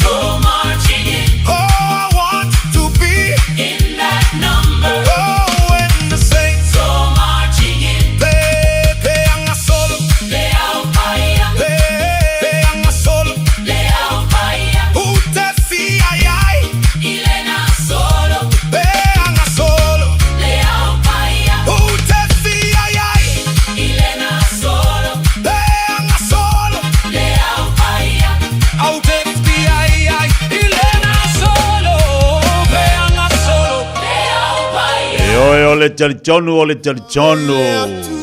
Ile upo le tua, talitoni vavenga le tua, talitoni whamanginianga le tua. Iau au na mai mo tātou le aso ma le aso. Are te lola pele whafonga ma iei le nefo ia uli. O se pokalame whalenganga le napo se tamawhtanga whalenganga mo tātou. Au e toi tari watu le whamaeino au tiutu ma ngā luenga o to le nefo iaso. Ia e bese foi la tole naua. Anga ia tu ngā luenga la tole uli se pa ia stemi le po. Ta pena foi niso le tatu watinu mo ngā luenga la tole fiafi. Ia o leua whai ona moli mai le upo le tua mo tātou. E whamalisi awai le malu le tatu watinu a maisi tātou umalaba i le nefo iaso.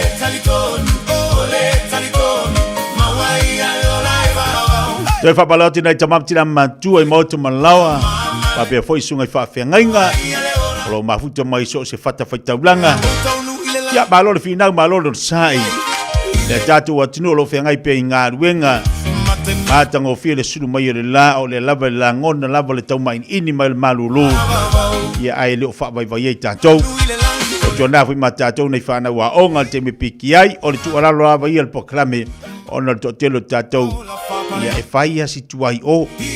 O le whatula utalalanga te le no umana. Vamo ola te pikira o atali ia onga ina le tulanga lua i ngari toksin. Ai au te vai pea u vai pea. Ia inisio avita avaleanga ia tu foi piki ala tu whanau. Te lua whapena foi inisio la tunu eanga ia tu. Ia onga leha onga ia tu walo. Ai o le tu alalo la. Mo tātou ia eanga ia te piki tātu tamitia onga.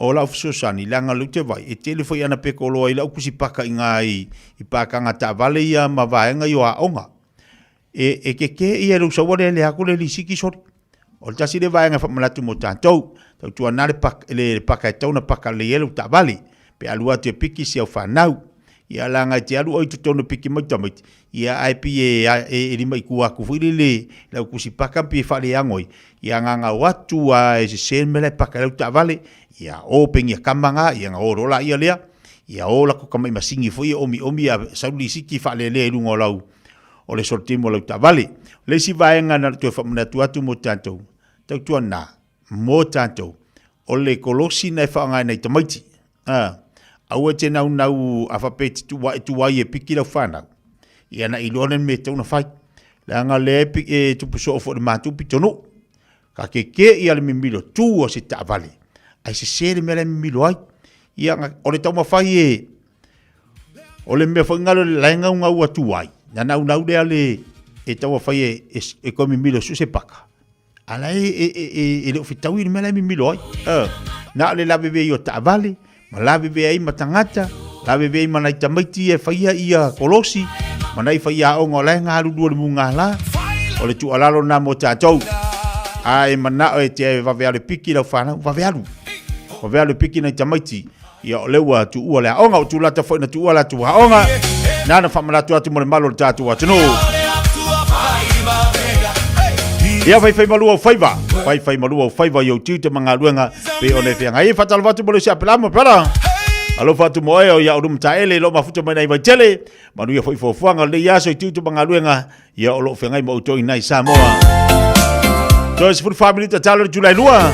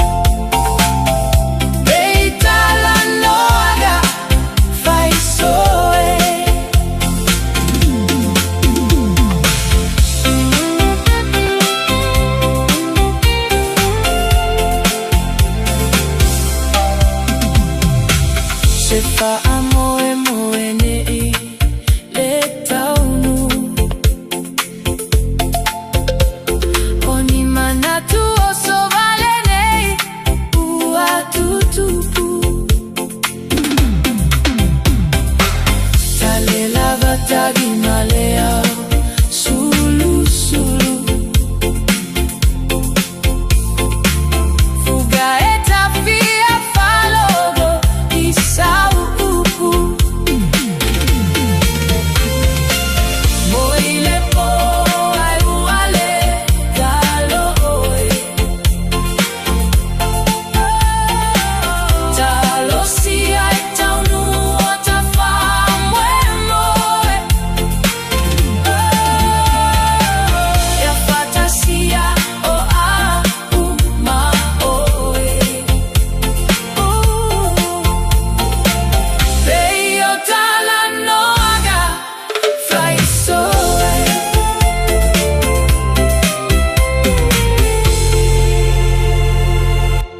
Tala falava o le siufonga le neo Samoa, le Radio Samoa.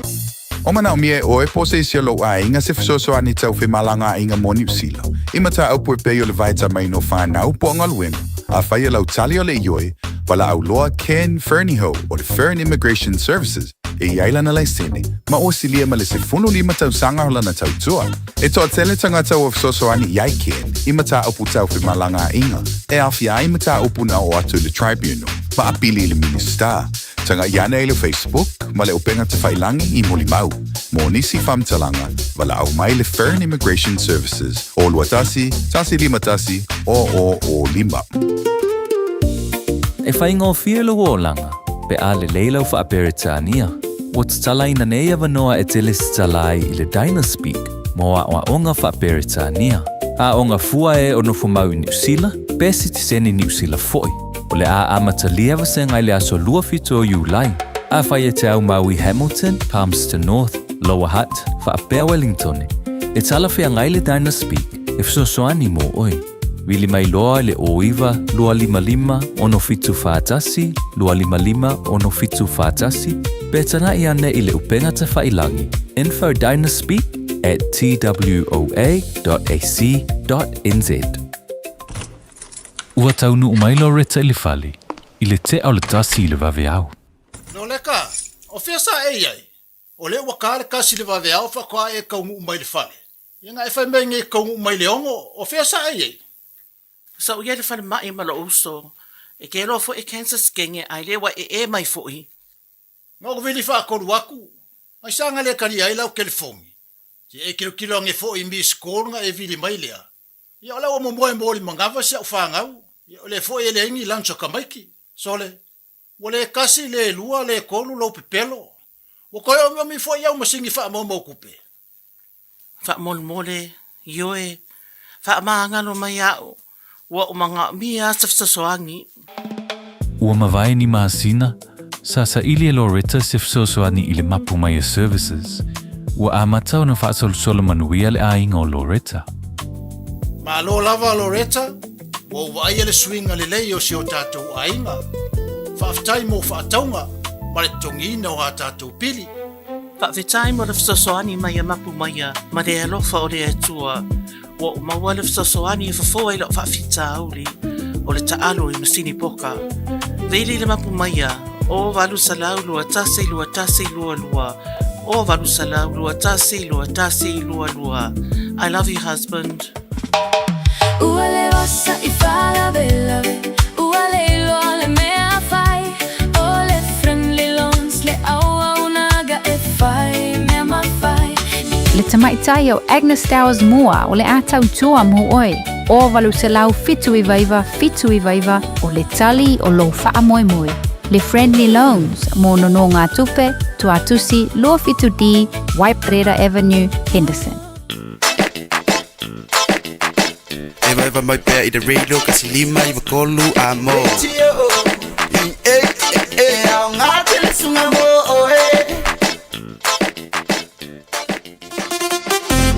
So, 5 minuto ang talo late July lua. Ilungal tau chupa na langar si fungal radio Samoa. Tasi lima utulo amo malproklama Fiafia Mai le nei fo yaso. Radio leua tau lunga tuai si tau chupa sa unanga mole mamalo jatu wa tino. Tapi na mai fo le to faya funga mo se manu francisione. Pa wau le jatu proklame. Ia na fata si mai fo le fianga ali antau sabe El Heritage la bea. Si pa ia le July ono ile a Fiafia na nei. Ia na tatu toe whaatasi fo i le tari tula ionu le Fiafia nei i le tautua manaunanga Radio Samoa ai manuia tela nei yaso whai le muro sa mo tātou i wanga i anto piki nei whanau lea onga ia whapea fo i ole na wai anga i atu lo maoto manaulau o mahai au ngā ruenga ole nei yaso whaatasi ma tātou i au anga i mai mo ngā ruenga o le Fiafia ka pena le lei au ngā ruenga lantou i whaatasi le li i mo utou ia ma tātou umalaba ua le whamaino fuafanga o le nei fo i aso lua tātou te whiroa i le tā o le ono i le Fiafia nani. Talo fa Samoa, wa ule ne yo kasputi alu, awal suia ngila wa le kio. Eva mai ile se fudu lima iva kolu, amo, Radio Samoa, bevela a. Manu maloi se pepatalo o loa mo au whaataunga i le Pack and Save Ball in e-World. Pe o tu fuafoi lau tāwale le bangu o le BP. O whamurianga nei mai le DC Sao. Pe a e maloi ala antu sei i aso whareile te tasi. Lafo sau top up tolus fultala besili atu. E maua ilo wavanoa i le sei. Whapena foi pe a lafo sau se le ni e tolus e lau tala New Zealand besili atu foi i Samoa. I le My Cash a le DC Sao. E whaunga i le ClickX. E lima whailonga ta i se lau tala shopping vouchers. Ma le lima petrol vouchers ta i se lautala o le aseina i aso for Rayleigh Tasi e ia inga o le rei whaapitoa sekia DigiCell.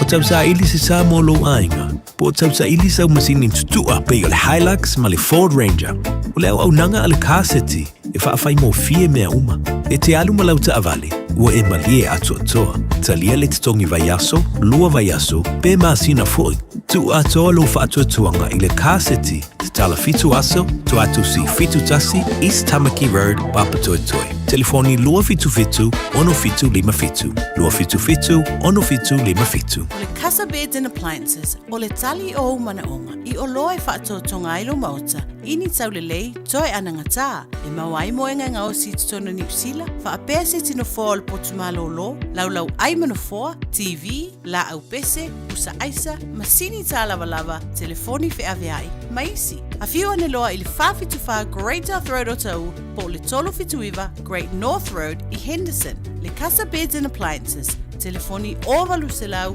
lua, lima whavalu, ovalu selau, lua, lima whavalu.